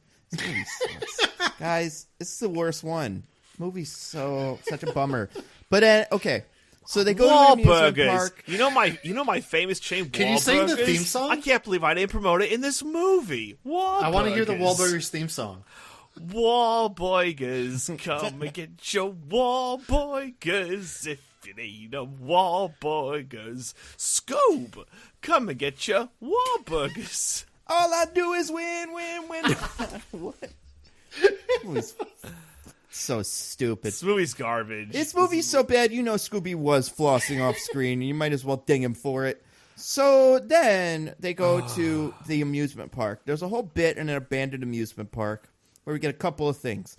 We learn that Scooby and Blue Falcon is cowardly, and he's like, I don't want to do a cool fight. I want to hide on the Ferris wheel or something. Which, okay, whatever. This character doesn't know he has a super suit with wings on it, so really he doesn't someone know told him that. And he hasn't learned about that yet. We also get the Hall of Mirrors bit with Scoob and Dastardly. Oh yeah. I don't remember what happened there except for the dick joke. Oh my god! How long until there are GIFs floating around the internet of Dick Dastardly just screaming, "Dick, Dick, Dick"? That needs to be sampled in Doja Cat song or something. It's just gonna be like a really vulgar rap song. It's just gonna be people tweeting out what do I need during this quarantine? Dick, Dick, Dick. I mean, listen, it's the worst. It's so bad. And at this point, Dick Dastardly is doing a little Howell Mirrors bit where it's like, Scooby Doo, you want to come be my dog so I can do a thing, sacrifice you, like all the characters in these movies want to do to Scooby Doo. God. How many times? 2 out of 3 Scooby-Doo movies in my lifetime in theaters have involved sacrificing Scooby-Doo to open a portal to cause Armageddon. That's a good point. Who the fuck? What Scooby-Doo are these people watching? That's well, obviously, that's what you gotta do. To be fair, Dick Dastardly doesn't need Scooby to sacrifice himself. He just needs him to put his paw on something for a few seconds, and then he's done with him. That's true. But during this scene is also when Dick Dastardly tells Scooby that he's very important and that Shaggy's not important at all. Yep. That's a tough blow. You gotta learn that. It's like, oh no. I mean, listen, don't believe this guy. He has little robots that turn into bowling balls. He's not coming at you straight. He's lying. Nando just has a Memento-style Polaroid of Dick Dastardly that says, do not believe his lies. Do not believe his lies. Do not believe this is Dick. Do not believe his lies. That sequence was such bullshit. So by then we've kind of gotten a sense for what the destiny is or something. It's explained enough that an adult can kind of figure out where the plot is going, and really I don't remember. This is probably about halfway through the movie. This really knocked me out of my seat that this was what the movie was about now. But I think by now we kind of know it. Can either of you explain what is Scooby's secret destiny? Who he is? Oh, he's like the descendant of Alexander the Great's dog. Yep. I believe that was the main thrust. There have been 6 of them. 6 descendants. Scooby-Doo is one of them. And also, it's thrown around so casually. Velma's like, you're a descendant of the dog, Patroclus, or whatever. We all know that. Peritus. Is that a thing? That is a real dog that Alexander the Great really did own. And I also wanted to be the breed of dog that Scooby is couldn't possibly be descended from the... But it turns out that in the 18th century, Germans did import some Greek dogs to interbreed with Great Danes, so... Hold up.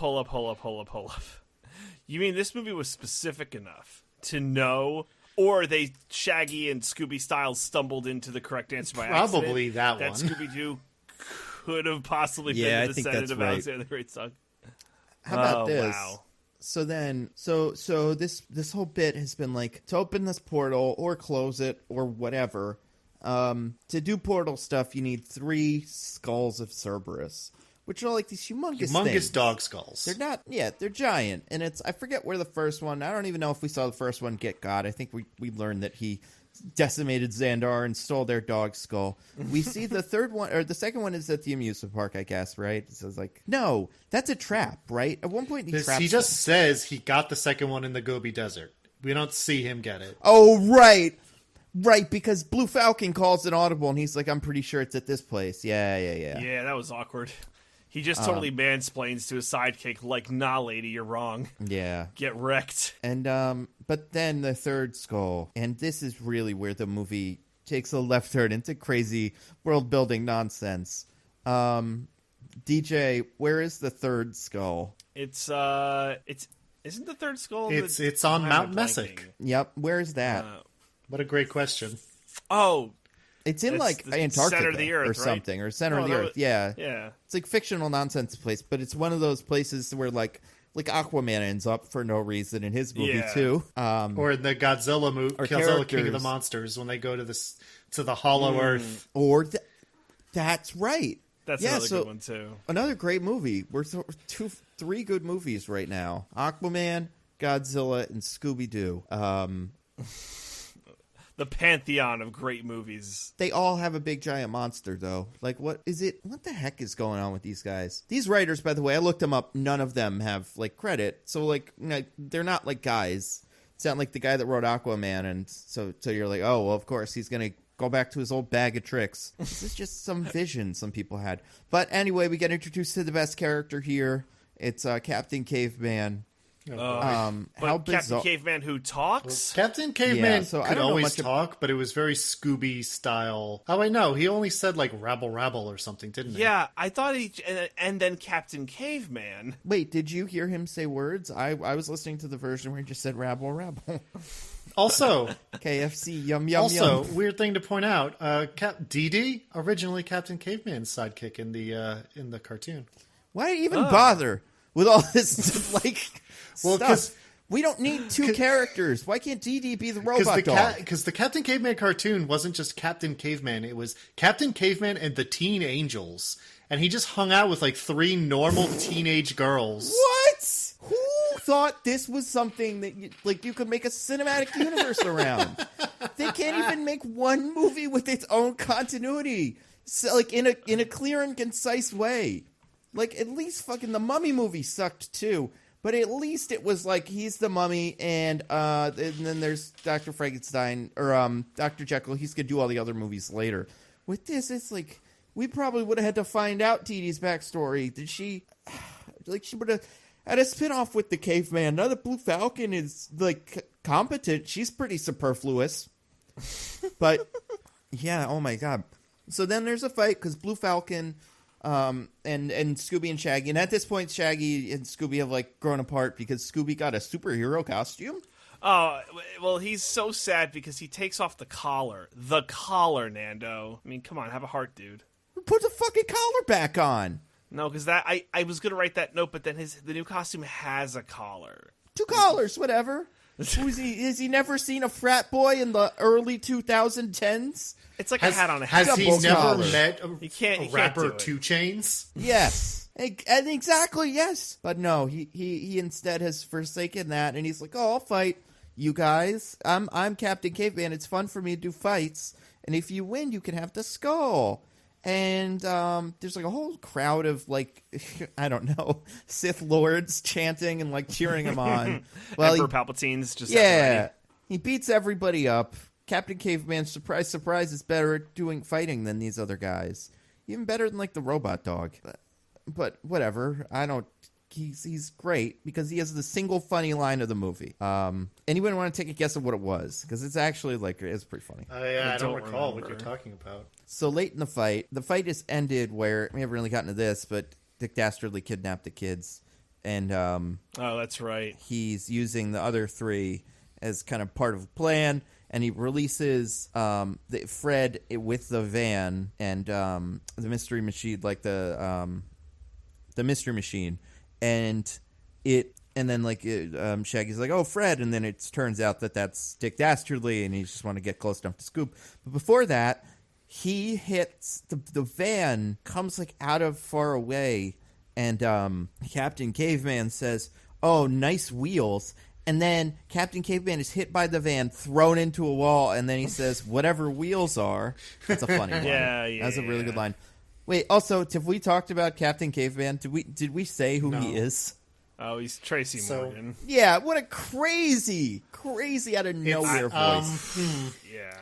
I mean, I guess they kind of avoided this by making him able to talk good and being smart and all, but it sure is a choice to have the dumb caveman character voiced by a black man. That's a choice. It's also a weird choice now that I think about it, to have the Tracy Morgan character get KO'd by a car. That's what I was thinking. Did that not cross anybody's minds? No, production. I thought see, it's less that like, okay, you're having, a minority actor be like the dumb caveman, but like, because I feel like Captain Caveman is like Tracy Morgan's speed, because he does like the goofy characters. That's what he's known for. I've watched one episode of The Last OG. Wasn't for me, but I don't think I'm the demo, so I wouldn't make any judgments based on that. But, like, I just think the whole Captain Caveman, like Scooby Doo, just being able to do the whole full sentences thing was kind of weird. Yeah. That was my take. It almost feels like they brought him in, and they were like, all right, so you see your lines, Tracy. They're all ooga booga or whatever is, what did you say his thing was? Grunt, I don't grunt? know, like Something? robble. Robble, there you go. And he was like, yeah, but I think I actually have lines, and I'm going to say some lines. And he was pretty much like his character from 30 Rock. Yes. But he just had those instead. I did like his character. He comes and goes. He's gone after we leave the island. Probably could have helped. Maybe should have brought him. I guess he wouldn't go, but still. Well, will he be in part 2 of the cinematic universe? Well, my god! I mean, I can't wait for this. We're gonna have a standalone Captain Caveman movie. I'd watch it. I think that would have a better shot than this, because I'd have no bearing on what a Captain Caveman movie's supposed to be. And I think it would probably... probably set up like the shark guy hold on, or something. Guys. Obviously, it would be the crossover film between Captain Caveman and the Flintstones. Oh, sure. Yeah, do those guys all exist in the same universe? I mean, they do now. Well, it's all Hanna-Barbera properties. Did they at the same time ever? Were Hanna-Barbera ever like, hey, we have two different caveman characters? I don't think so. Well, Flintstones aren't cavemen. They're your prehistoric. Yeah, they very clearly do not live in a cave.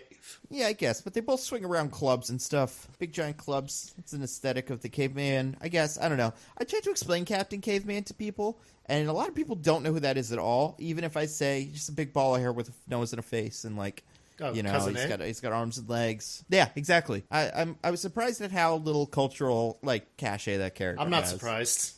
I barely know who Captain Caveman is. He's one of those guys I recognize if I saw him. Like, if I'm like, oh yeah, that's from something. Even people I showed the picture of the character to were like, yeah, I don't think I've ever seen that before. Like, I don't know what the shark is. Jabberjaw? Like, there's a shark in a band. Yeah, I don't know what he is. I love if Jabberjaw. I saw him, I'd be like, oh yeah, that's one of those guys. But anyway, then we get pretty much catapulted into the end of the movie, and it turns into Avengers for a little bit. It's awful. Can I say something about the climax of this movie? All right, yeah. So Dick Dastardly has gathered all three Cerberus skulls, along with Scooby Doo, the last living descendant of Peritus, Alexander the Great's dog, which he needs both of those things to unlock the portal to the underworld where Alexander the Great hid all of his treasure. And apparently, where Alexander hid all his treasure is in Athens? Okay, this doesn't make sense for multiple reasons.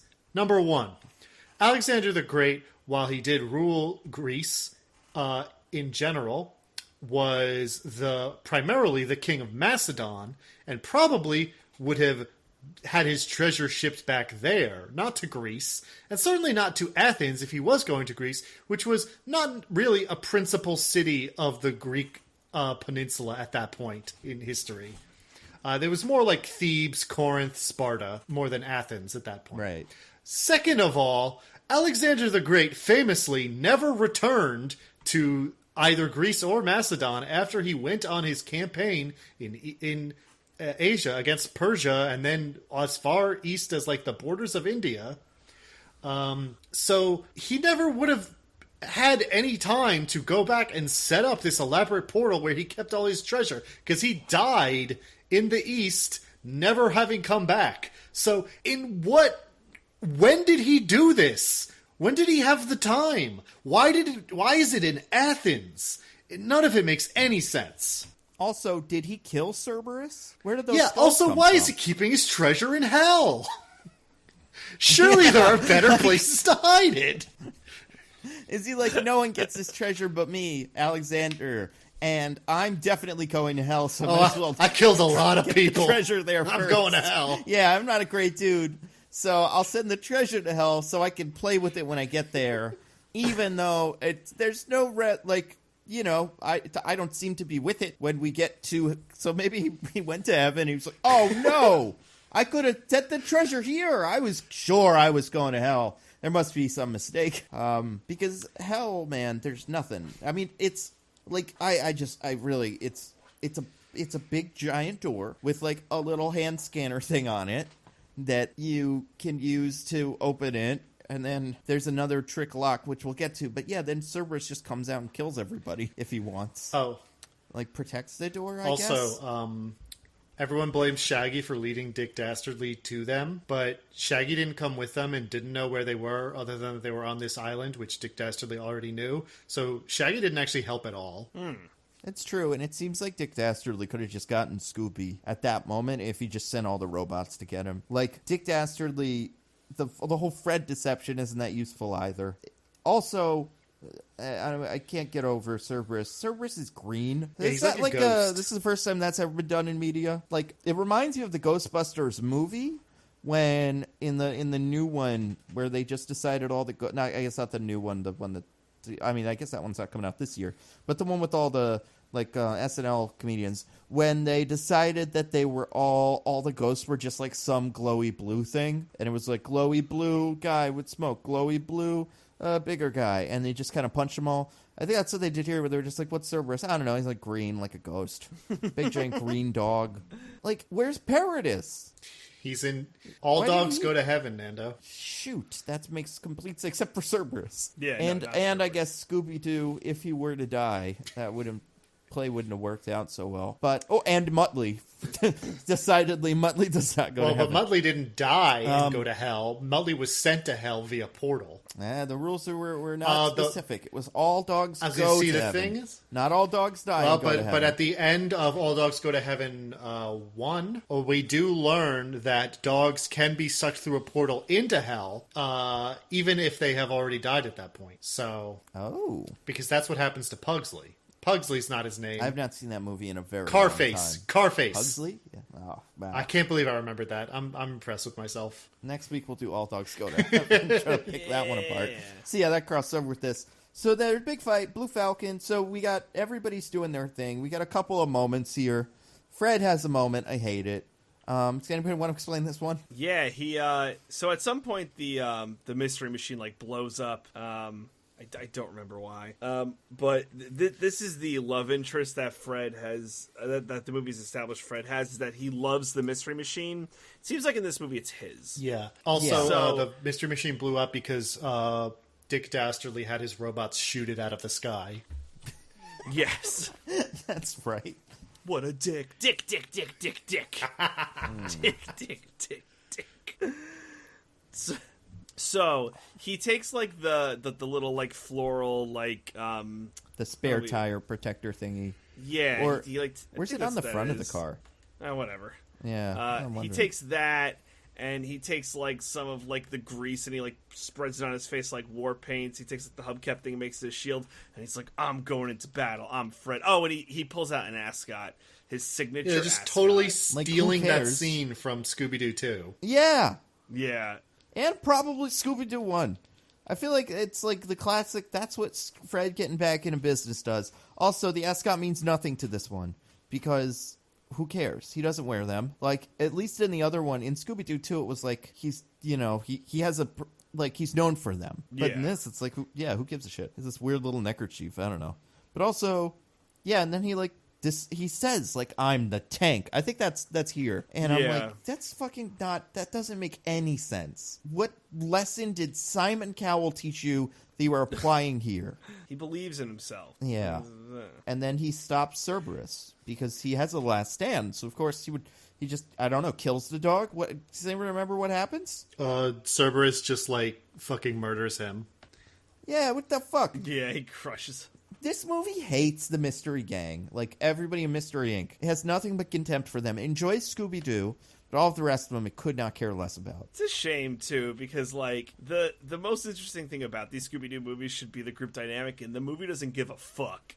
Yeah. Like, even when it's just the three of them, it's like there's no dynamic. They're just doing their own quippy little thing. Sucks. Even in the very beginning where the character, Simon Cowell, should pretty clearly define both everyone's role they currently play and some sort of issue for them to overcome, like, and they should start questioning their roles in the group, that it doesn't mean anything. Like, what he describes means nothing, and it mostly never comes up again.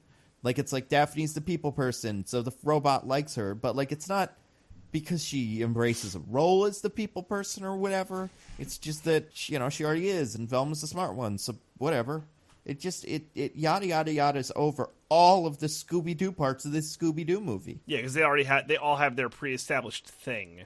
Yeah. And it's trying to do that thing again of like, oh, what does Scooby and Shaggy really bring to the table? They need to learn, you know, what their thing is. But yeah, like you said, they don't really ever, they just keep being themselves. And then Scooby-Doo gets told he's important, and he's like, I'm important. But then it doesn't really mean anything. He just later they do the same Scooby-Doo things they always do, and then it works. And it's not like Scooby-Doo, it's not like Blue Falcon's like Scooby-Doo. You have the power to, you know, unlock doors, or you could shoot lasers out of your eye, because you are one of the descendants of Paradis, which is, I was a descendant of Alexander, and that's how I have superpowers. I mean, I don't, because I just have a suit. But you, Scooby-Doo, you're important now. So you get a superhero suit, and you get to fly around on a little disc. It's like, who gives a shit? He's not important generally. He can just do this one thing. Like, right. If you guys throw Dick Dastardly in jail and tell Scooby to stay away from Athens, he's not special. Unless this is some sort of, like, really, really, like if everybody in this universe is now going to be after him, because he could do all kinds of other stuff related to Alexander the Great in other parts of the world. All the other portals to hell that Alexander the Great left throughout the Mesopotamia. Yeah. Apparently. Because, yeah, it's like, oh, my God, you're so important. And it's like, I don't know, man. And none of them are important. The Blue Falcon's not important. He's a superhero, but he's not. Because he's just like, we also have described, he's like a big, giant human. He's humongous. He really is. He's got like a Justice League kind of, you know, cartoon triangle body. But that's not his superpower. He doesn't really have any superpowers. He just, we will learn, has a suit with wings so he can fly. But, like, none of them are anything. The only one that's something is the dog. The dog can, like, shoot missiles and stuff. But, like, it's like, oh, you're not a superhero. And it's like, well, what would him as a superhero be? What would he do? Fly around, shoot lasers with like, ride the dog to battle? I don't know. But so, okay. So they open the portal to hell. Yes. Dick Dastardly goes in and finds Muttley, but uh-oh, he's dead. Which makes sense, because he's been trapped in hell for years with nothing to eat. Yeah. Maybe he ate Alexander. Alexander's soul? And Petricus. Yeah. Yeah. But then Muttley, when he is appeared to be, you would appear he is dead, or he appears to be dead, to Dick, who picks him up and gives him a big old hug and says, "Oh, Muttley, I shouldn't have, I didn't appreciate you. I love you so much," or whatever. And then the dog's like, "Oh, I'm alive," and he does his little laugh. He did like, yeah. Excuse you, DJ. That's not it at all. Yeah, I have a feeling DJ. What is it? Yeah. And that's just because he's been trapped in hell for so long. His lungs are filled with smoke. He has not the ability to make normal sounds anymore. He can just wheeze. Also, Dick Dastardly gets this new kind of reputation here. It's like, oh, he just loves his dog so much he opens a portal to hell. Dick Dastardly made Muttley go to hell and, like, left him there like a jerk, right? Like, I feel like his kind of thing is all over the place. Because it's not like he's a bad guy who genuinely loves his dog and his dog accidentally went to hell. Like, you know, it's like that's just what he made the dog do. And he's like a little sad about it now, but I don't know. The dog should still be mad. So it's like he went in. Yeah. He's describing it to Fred and the gang, and he's like, "Oh, it was a tragedy. No one could have seen it coming." But then we see, I guess, in Dick Dastardly's brain, the real events that are Dick Dastardly just making this all happen out of greed and stuff. But okay, so they Blue Falcon like punches the dog, the big giant Cerberus, enough that it like goes back into the portal, like kicks it in or something, I guess, and then they seal the door. But what happens then? What's the rub here? So the door has to be sealed by both like Alexander the Great and the dog. So like a person and a dog have to seal the Why gate. would you design it that way? Why wouldn't it be you need both to open it but one to close it? Right? I like in the movie Velma's like, yeah, what? It just doesn't make sense to me. And you're like, yeah, no, it doesn't. It didn't make sense before. It doesn't now. And the way that is resolved, like, still doesn't make any sense. But so also, the person doesn't need to be a descendant of Alexander the Great, but the dog needs to be a descendant of his dog. Yeah, it's whoever the dog really is best friend, like the bond of friendship. One must die and the other must live. I was wondering, why didn't they just do that and have Shaggy be a descendant of Alexander the Great? Or does that not, like... I don't think Alexander the Great has any descendants. And, you know, they were going for... Dog probably doesn't either, though. Do whatever you want. Yeah, right. They did that dumb treasure thing you talked about. Just give him some kids. But they used Alexander the Great's real dog. So, like, I don't know. Maybe they were like, well, you know, people will look it up and they'll know that his only kid died. So maybe. And also, when the portal opens, all of ancient Greece gets brought back to life, like to stunning marble, and like all the ruins turn nice. It's really strange. But okay. So yeah, there's a portal that goes to hell that to close you need to sacrifice someone. It's really almost like Alexander just wanted to unleash Cerberus into the world at some point. Like this was his plan. Because he hates us so much. How would he conquer, you know, the all of Western civilization without Cerberus, right? Right? Maybe he was just like, listen, you guys, let me conquer Western civilization. If you don't, I'm going to open a portal that I can open. I think Alexander or the dog could have opened it. Yeah, either one. So I will open this portal and send a dog to kill you. And it's so difficult to close that I, Alexander, could just like kill myself, and then the portal would never be closed. So you got to do what I say. Right? I have a dead man switch on this portal that contains Cerberus, the real guy. Also, make sure that my dog never dies. Yeah, or has lots of kids. Breed this dog to death. Yeah. Yeah. And don't let any of them accidentally touch this. That'd be a real bummer because they're dogs. So like they might just go like, oh, dog-shaped thing. Oh, well, they'll touch it, and then, oh man, we're all dead. But okay. So then it's like, so Shaggy decides to go die, which is insane. Like, absolutely fucking insane. Shaggy's like, well, I guess I'm gonna trap myself in hell, Scoob. Zoinks! Like, this is a real bummer, man. Hey, by the way, Scoob, I know this is rude, but you're 10, right? And what's the average life of a Great Dane? It's about 10 years. Yeah, not to be rude, not to get Elon Musk on this, you know. I've only got 1 year left. Yeah. How bad is it? So he like goes and does that and like says goodbye to everybody. He has like a little funeral procession kind of. And they're like, we love you, Shaggy. You're the best guy ever. Thanks for closing the portal. And then he goes and they close it and he can like see out of the portal very briefly. And he's like, I love you guys. And then it closes and everybody's just all really sad. But they're all just like, I guess this is it. Like, it's a bummer that it happened this way, but like, this is what happened. But Velma can't get it. She can't quite figure it out because, there's there's a missing thread. She realizes how stupid this is. Why would he make himself kill himself to close this portal? Or why would he make his dog go to hell to keep the other dog busy? What if like I don't know, he had to like pay off some noble or something and it was like, oh shit, let me go to my secret hell vault, get some gold out and I can pay you. Yeah. And then he remembered, oh shit, I'm sorry, I forgot. I have to banish my dog to hell for this. Sorry, just give me a second. That's okay. So then what happened? How is this resolved? Best Deus Ex Machina ever, if I do say so myself. Yeah, that's pretty great. So a statue appears of Alexander the Great and his dog, and it says something in Greek on it, and I can't remember what it says on it. Velma's able to read Velma it. knows ancient Greek, apparently. Yeah. It's some bullshit like, if the friends are two and they are one, then they get to come back from hell. It's like some sort of poem or something. So what you're saying, Alexander the Nonsense. Great, is you designed this lock to be effectively meaningless? Like, you designed it so one of them would have to be trapped to hell, but also the other one could immediately come back? And so... Yep. So what are we doing Unless here? you're Muttley, fuck Muttley, right?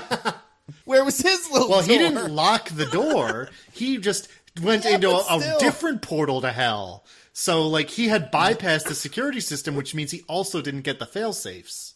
I guess that's fair. Oh my fair is God. fair, Alexander. Or was it that you could only come back if you're like really good friends, and Dick Dastardly and Muttley like aren't as good friends? I as thought the Scoob and lock Shaggy? only worked if you were really good friends. So why do we need two God, versions of it?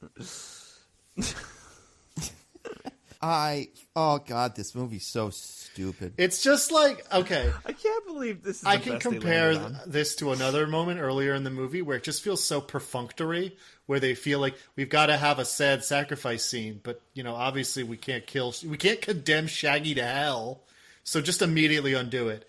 And it's like earlier, Blue Falcon is like, we need you guys to come with us because you're important and Dick Dastardly wants you, so the safest place for you to be is with us.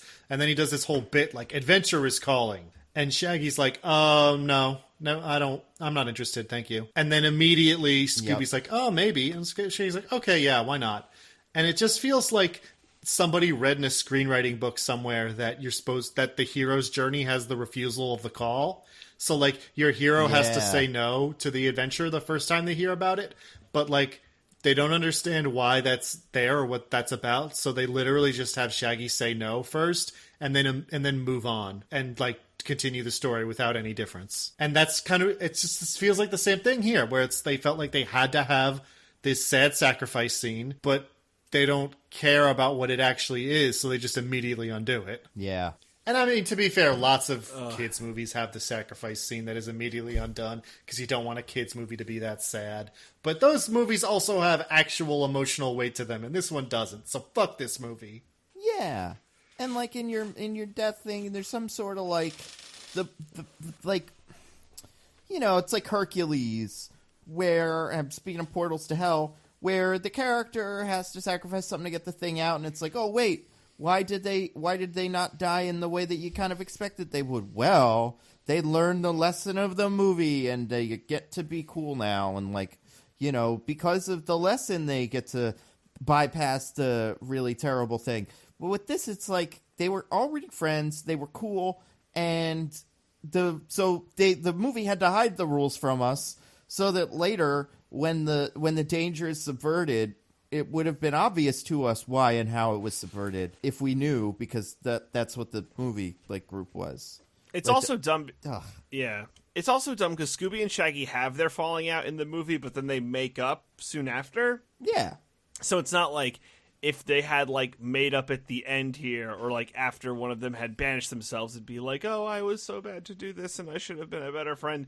And then the ghost of Alexander the Great goes, you've passed the test. And then you get to Also, live. could you not have left the door open a little longer? I would like to get out of hell.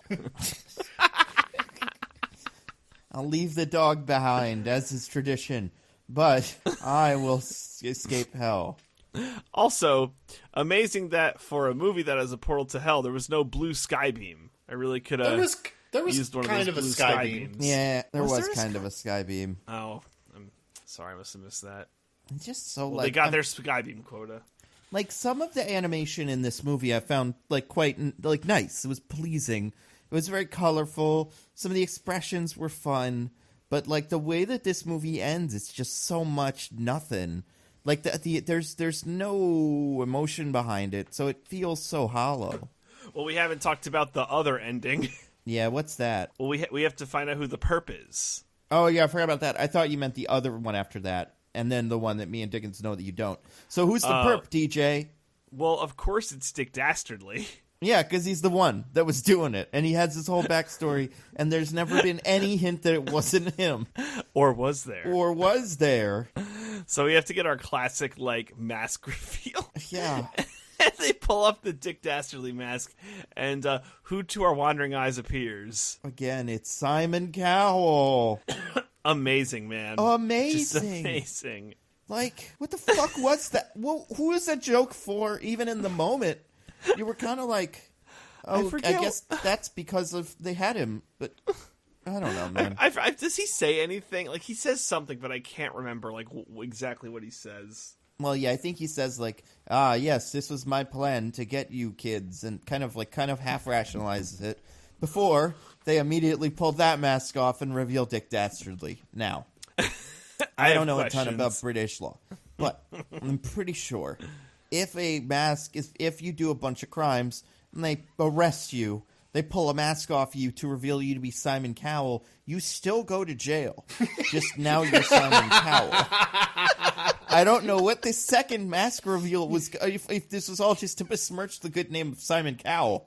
But, like, he didn't get out of it. Well, I thought maybe that this meant that Simon Cowell, like, Dick Dastardly was Simon Cowell. Right. That like he like this whole time. Well, yes, even earlier in the movie? Even earlier in life, like back in 2003, American Idol. Like yeah, I guess kind of he'd have so, to be. Has he been keeping that secret from Muttley? Does Muttley know that he's Simon Cowell? That's a good question. Maybe after Muttley was thrown into hell, he kidnapped the real Simon Cowell, stole his identity, and was like, I'm going to use this in an insanely long play to get Muttley back. And then got Mystery Inc., brought them to a diner, because you'd have to assume that's the same Simon Cowell. What are the odds? And that was all part of the plan. And you know what? It kind of makes sense, because he's like, you don't even belong here, Scooby and Shaggy. But again, it's not like this Simon Cowell / Dick Dastardly is all like clever and subtle. It makes just as much sense to have that like restaurant at that moment be overrun with scorpion robots that can kill like everyone but Scooby-Doo. That's what he wants. Nando, I just had this scene on with subtitles, and I can't believe you forgot what Simon Cowell said in this scene. What does he say? You are the weakest link? Because someone, Daphne says, that's a solid impersonation. And he says, thank you. I also played Rum Tum Tugger in my secondary school's production of Cats. Oh, yeah! That was weird, wasn't it? That was so weird. Was that line added like after Cats came out? Well, it's weird too, because I mean, second grade production of Cats, I die to see, especially if that has Rum Tum Tugger in it. School. Ooh, yeah, but also Simon Cowell's more of a Skibbleshanks, right? He doesn't like come across the Rum Tum Tugger. Simon Cowell is a Bustopher Jones. Simon Cowell is Gus the Theater. You know, Simon Cowell is the cat from the boat, the evil boat cat, the racist boat cat. I forgot. Yeah, but no. So okay. The funny thing about that is, it's not like the character. Like in that moment, you would maybe assume the reason that would be Simon Cowell there is because that actor that plays Dick Dastardly, also does a pretty good Simon Cowell impression. But they got the real Simon Cowell, so who cares? It should have been Voldemort or whatever the other. The guy that guy was in other movies. Put him in there. He's fun. Jason Isaacs. He's not Voldemort. He's Lucius Malfoy. But yeah, it would be Lucius Malfoy. But then it's revealed to be Dick Dastardly again, and I guess he goes to jail, or does he? Does he escape? Yeah, it's in the post credits. Yeah, that's right. And then we go back to the beach, Muscle Beach, Venice Beach, or Venice Beach. Sorry, where is there a difference Between what? Venice Beach and Muscle Beach? I don't know. I'm not a Californian. I live in the Canon time California zone. Listeners, oh my gosh, Eastern time zone is the Canon time zone. That's a funny way to describe it. So Muscle Beach is in Venice. Yeah, they're kind of the same thing. It seems like. Okay, and Muscle Beach, I guess, is the part of Venice Beach known for weightlifting. But so they go there, and they have a storefront for Mystery Inc. I've never understood what they do at that storefront. What People they sell. hire them to solve mysteries.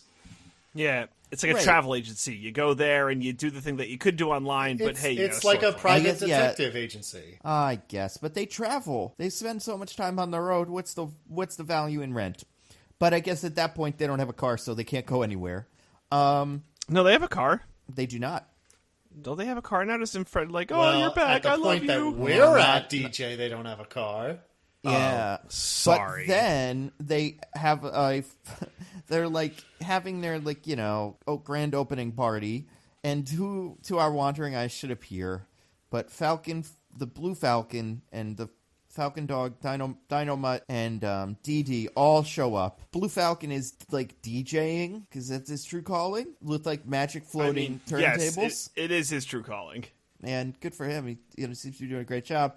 And he gives them something, and it's just hideous. Can someone describe this one?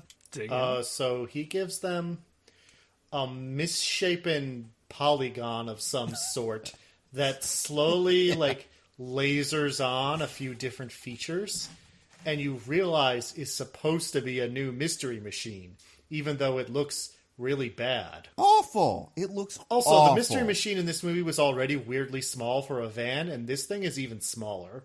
Yeah, this is like a smart car at this point. That's kind of it. It's got all sandy rounded edges, and I don't even know if it has wheels. It might float. But yeah, they give him like future car, and Fred's like, "Oh, you're back. I love you so much." And I'm like, "Dude, what did you like about this car? That it was a car?" Because this isn't the same thing at all. Do you like the fact that it has that little flower on the front of it or whatever? Because, yeah, it bears almost no resemblance to the Mystery Machine. It's disgusting. Like, it's the Power Rangers reboot bit where, like, all the Power Rangers have ugly suits instead of their cool suits. Where you're like, why did you change this? You have no reason to. Just give them a different... Or at least make the van transform into the regular van. I don't know. It's a real small thing, but it felt very kind of like, I don't know, unnecessary...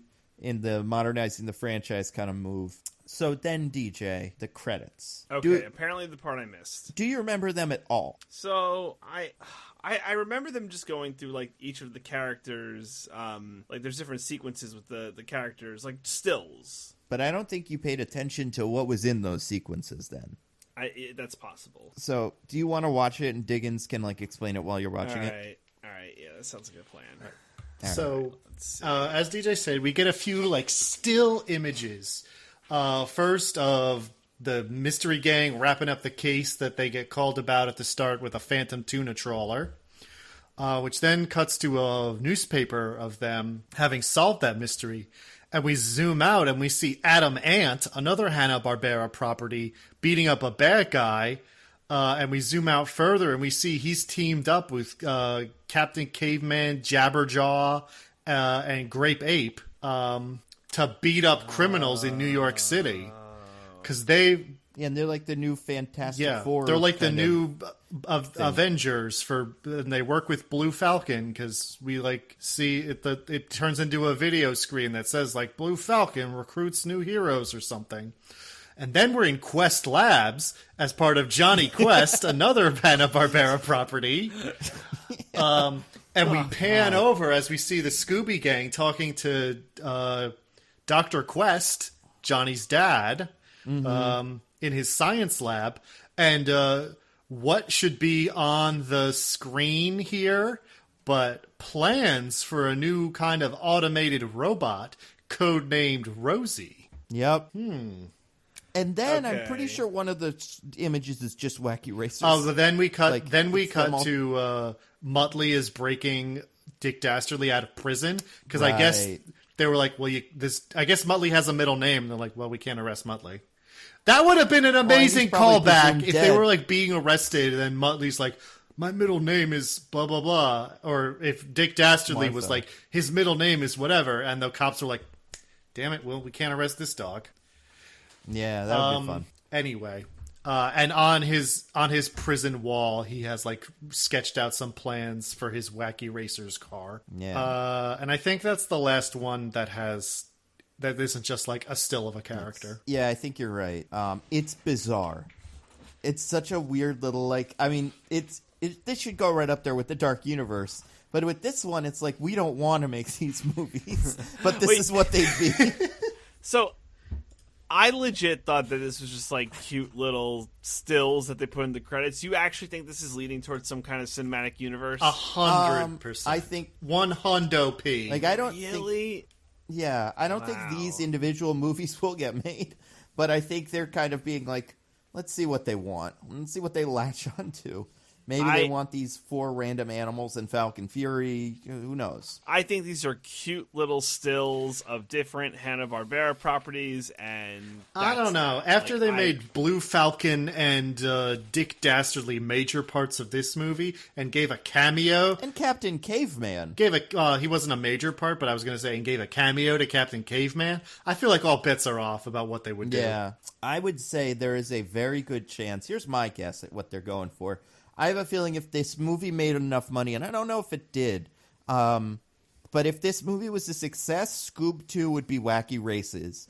And all of these characters we've just met would be racers that we'll deal with in that movie. But, like, we don't have time to introduce all of them, so it's just like, kind of, these characters also exist, and who knows, maybe they'll show up later. But I have a feeling that's what this is leading to. And I wouldn't mind it. Like, I like a racing movie. I love a good racing movie. I think wacky races could be fun. I'm sure it wouldn't be about Scooby-Doo at all, but it would still have to. This is like Fantastic Beasts. It would be called Scoob: Wacky Races, and mostly it would be Dick Dastardly. It would mostly center on Dick Dastardly and Penelope Pitstop. There you go. Yeah, and then every so often we'd have to check back in on the gang. But yeah, it's kind of weird. And that's the end. You think they will make another one of these? Did people receive this well? I don't know very many people that were like, yeah, I liked it. I don't know how it did financially. I don't think it was not very critically well received. Yeah, because like Trolls, for all of its, faults and stuff, I do think that had a relatively like solid Rotten Tomatoes score, I want to say. It's probably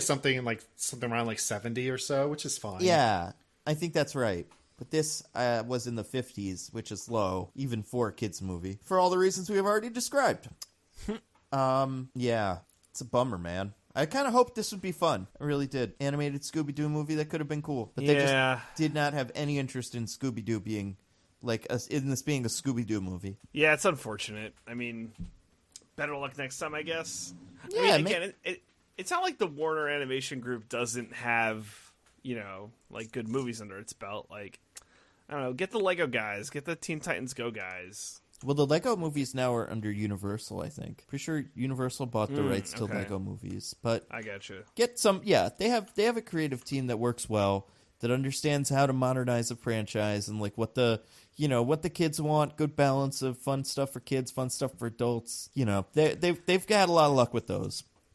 Yeah, I know I mentioned sorry, go ahead. No, that was it. I know I said this on one of the previous episodes, but like I don't know like what bearing Scooby-Doo has with the modern youth. If I can boomer myself to be like, I ain't no fucking idea. I can't imagine much. Because, I mean, you would assume then the modern youth would hate this movie because it doesn't have Scooby-Doo in it. Like, it's barely about him. Isn't it weird that I just realized this? The television channel that has old cartoons on it exclusively is called Boomerang. Oh, yeah.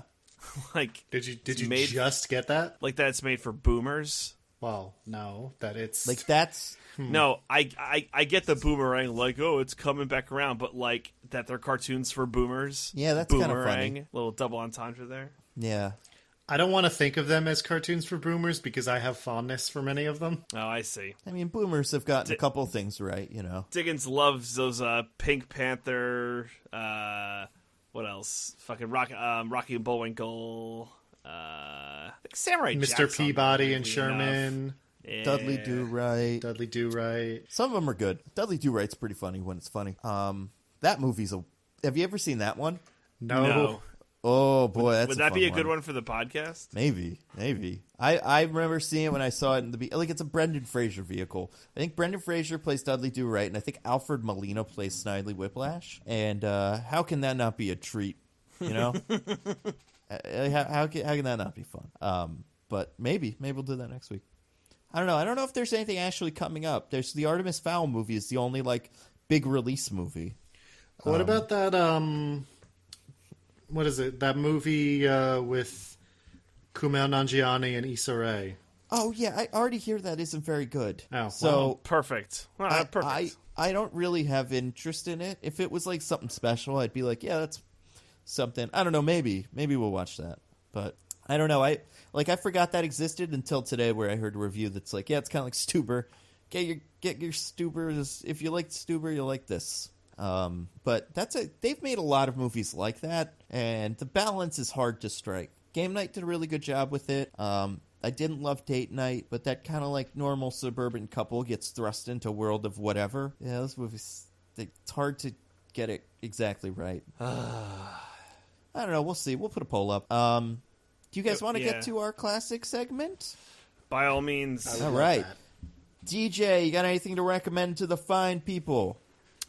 Yeah, so The Bachelor had call it like a mini series. It was called Listen to Your Heart, and it's kind of like American Idol crossed with like Bachelor in Paradise, where they get all these people and they have to like couple up, and then they like they're all like aspiring musicians, and then they have to do like a singing competition. All right, look, this is like a more of an acquired taste thing. Yeah. Like if you like singing competitions, or you the one reason you might like Nando is because it's only 6 episodes, and for the last half it's like set couples, like people have paired up, and it's more of like a Love is Blind, Too Hot to Handle, like where you have established couples, and it's like kind of the and they friction all yell at each there, other and stuff. and then with like the other couples and shit like that. So that helps the dynamic a bit, and I think that's why I liked it a bit. The singing competition stuff is okay. Rita Wilson was one of the guest judges for the last episode, and I'm like, oh, hey, Rita Wilson. Who's that? Is she from stuff? Tom Hanks' wife. Oh, sure. Yeah. So, so that was it was like a good thing. It's on Hulu. So if you like Bachelor products, I would say give it a shot. Or if you like singing competitions, and if it's not your bag, man, it's okay. But it's out there, and it's Bachelor content. They're going to start showing, I think, in June. They're just starting now to show old Bachelor clips. They're calling it The Bachelor Greatest of All Time, and it's just going to be a highlight clip show for old Bachelor things. So they're like pretty desperate. That's what you got to do. I think most contestants on The Bachelor. Whoa! Yeah. Hey, get wrecked. So you know how Dana White's doing Fight Island? Yeah. Or as John Oliver said, it should have been called UFC, SEA, UFC. I think The Bachelor's going to be doing something similar, Love Island, except I know Love Island's already a show, but basically where they just get all of them onto a secluded island, test them, and they just can't leave. Yeah, they as long film as the whole it's thing there. Like cameras, you could use all stationary cameras and monitor it remotely, and as long as the people on the island are tested for COVID, at least, we'll be safe. Like, you're cool. So, yeah. And then later, when the murder content. hornets have taken over most of the U.S., we can do like that German reality show did, where they sit them down and explain, like, okay, so this is what's been happening since you've been here. Yeah. And did you watch that video? No. Oh, my God. They couldn't have done it worse. Could not have been. It was so, okay, so let's say you are the producer that has to tell a lot of people on a show, I don't know, like 20 maybe, on like Big Brother or something, that their family members are safe, but there is a big, giant pandemic going on in the United States. Or in the world. Do you lead with, there is a big, giant pandemic going on in the entire world, or, by the way, your parents are safe, continuing, because they don't do it that way. They first go through the whole thing. Like, honestly, the way they are describing this story, you would expect if you're one of the contestants that everyone you know has died from this disease by now. Like it couldn't have been worse. Where can I find this? I'm sure it's on YouTube. I'm pretty sure it's. What did you say it was, Diggins? I don't know the name of it. It's some German reality show. Yeah, I know the Big Brothers did it. I want to say maybe Brazil had this moment, because a bunch of them had to. Canada, I think, had this moment, but I forget which one I watched, but one of them could not have blown this worse. Although there is a show that they made on, like, the BBC, I believe, made this, that's like, what if a zombie invasion during these? It's by Charlie Brooker. It's pretty good. I forget what it's called. Dead Air, maybe? And it's kind of that whole thing. It's like, what happens because those people are safe from the world, but they're also isolated, so I don't know what's going on. But yeah, I think every show that is kind of that format should make an island. Just have islands of television from now on. That's what we gotta do. Or prisons. Basketball island. Yeah. Football island. It's not that hard. So, yeah. So cool. Diggins, you got anything to rec? I do. This has been recommended on the podcast before, but I just finished it, and I want to underline that recommendation because I really, really enjoyed it. What I'm speaking of is, of course, Final Fantasy VII Remake, which I finally beat over this past weekend, and I adored its ending and all the implications of that ending. And even that aside, just the game itself, the gameplay, how it felt to control all of that was just so phenomenal. It's really an incredible game, and you should definitely check it out. Even if you haven't played the original, which I have not. So I went into this... I mean, I knew a couple of the really big spoilers that anyone remotely interested in the Final Fantasy space has probably already heard by now. Right, or even me, who has no interest in this, but, Right. Like there's phrases, yeah. Yeah. But I really didn't know anything about the story besides those, and I still had a really great time with this game. So you don't need to have played the original, although you may need to look a couple things up after you're done to fully understand what happened, as I did. But yeah, if you haven't checked that out and you have any interest, I cannot recommend it enough. It is a fantastic game. Nice. I have not played that game, so I'm going to recommend some other stuff. Mostly comic books. I'm reading a bunch of comic books this week. I read the first volume of Fantastic Four by Jonathan Hickman. So this had to have come out in the 2020, maybe 2015s, maybe. And it's very good. Jonathan Hickman is in charge of revitalizing the X-Men now, and as a fan of that, I was like, I've been told to check this out. If you don't like Fantastic Four comics, this is supposed to be the one that's any good. I've also been reading about I'm not halfway through, but this is a big book. X-Statix, which is this shitty kind of spin-off X-Force team, and originally I hated it, but now I really like it. I think that would be a fun movie someday. What else do I have here? X-Men Season 1, which is a reimagining of the first couple of X-Men books as if they happened today. So the ones where it's X-Men fight Magneto and it's the First Class, but it's kind of conforming to that dorky storyline. It's very interesting. Bobby has Justin Bieber hair and it's terrible, but that's it came out during that time and he was the young cool one. Other than that, I do want to recommend, so as far as things I watch on a weekly basis, you know what else I read? I read Kingdom Come, finally, on the DC Universe app. It's this very interesting, kind of alternate universe DC story, that I never quite understood, but I knew it was, some dystopia something, and it's definitely worth your time. It's a, beautiful Alex Ross art. If people are familiar with him, he's the guy that draws people in black, on front of a black background in mostly shadow. And they look photorealistic. So it's his art is this whole comic, and it's very, very pretty. And it's cool. But okay. The other thing, though, things I'm reading and watching on a weekly basis are just a lot of comic books and a couple of shows. So I watched, still watching the Harley Quinn show. Still great. Also, I don't remember if I've wrecked this before, but Rick and Morty has been amazing. They are 3 episodes into this season, and they're 3 of the best episodes of the show that I've ever seen. I don't know. I know man, you guys kind of have watched that. Have any of you caught any of these new ones? No, I haven't caught up with the new ones yet. They're amazing, especially the second one of this season is the one that a lot of people are wow, that's wild.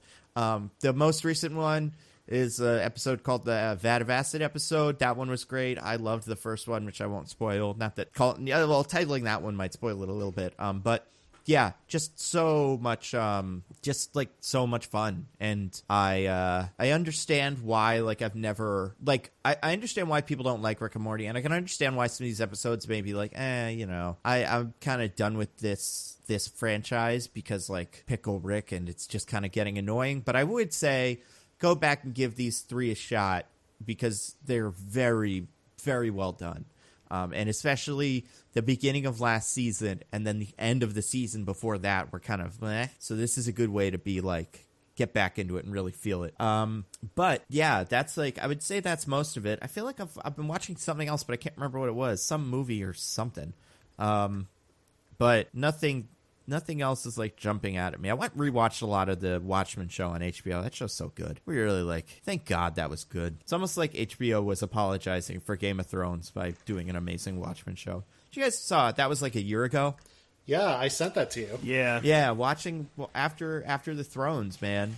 This is probably a year after we finished that too. Yeah, what a year it's been. I can't believe how much Game of Thrones has been erased from the popular discourse. Exactly. By how bad that ending was. Isn't that wild? When's the last time you thought of it? Never. It never comes up. It's bizarre. Yeah. But hey, man, that's life. Some shows are good, some shows are bad, some franchises are good, some are bad. Yeah, I could get over that. Besides that, yeah, I guess next week we'll probably put up a poll, which should be fun. Do you guys have anything to recommend? Anything like that? Plugs? Nah. Yeah. Yeah. Oh, sorry. Yeah. Plug. No plugs this week. I was looking for the name of something specific, and I ended up looking. I searched for. I wanted to figure out the name of one of the characters in Middleditch and Schwartz. What's the word I'm looking for? They're improv specials, and I read them. Or I googled it just to be sure, and the first result that mentioned it was the Pop Break review of it, which was funny. Because I think that was nice. just it just came up. Because they had talked about it in enough detail. Have you guys watched those? Middleditch and Schwartz Improv on Netflix? I have not. They're great. They're a lot of fun. But yeah, so we'll put the poll up next week. This has been great. A fun long episode, but not as long as the last one. We're building back to slowly getting to a normal time. And yeah, I am gonna drag these podcast episodes out if it kills me. Damn right you will. And we gotta get that average up. Yeah, 5-star runtime, 5-star podcast, or both. Well, both 5-star podcast, 5-star runtime. There you go. That's it. Yeah, and then you would assume a 5-star runtime will beget a 5-star podcast. That's what the data says. The two go hand in hand. You can't have one without the other. It's like Patroclus and Alexander the Great. It's a tale as old this time. But until next week, I'm at Nando V Movies on Twitter. I'm at Zippy by Day. I'm at This Is an Odd Name. Oh my God, he's here. Dick, say the word dick 3 times and he'll go away. Dick. All right, goodbye, everybody. Bye. We love you.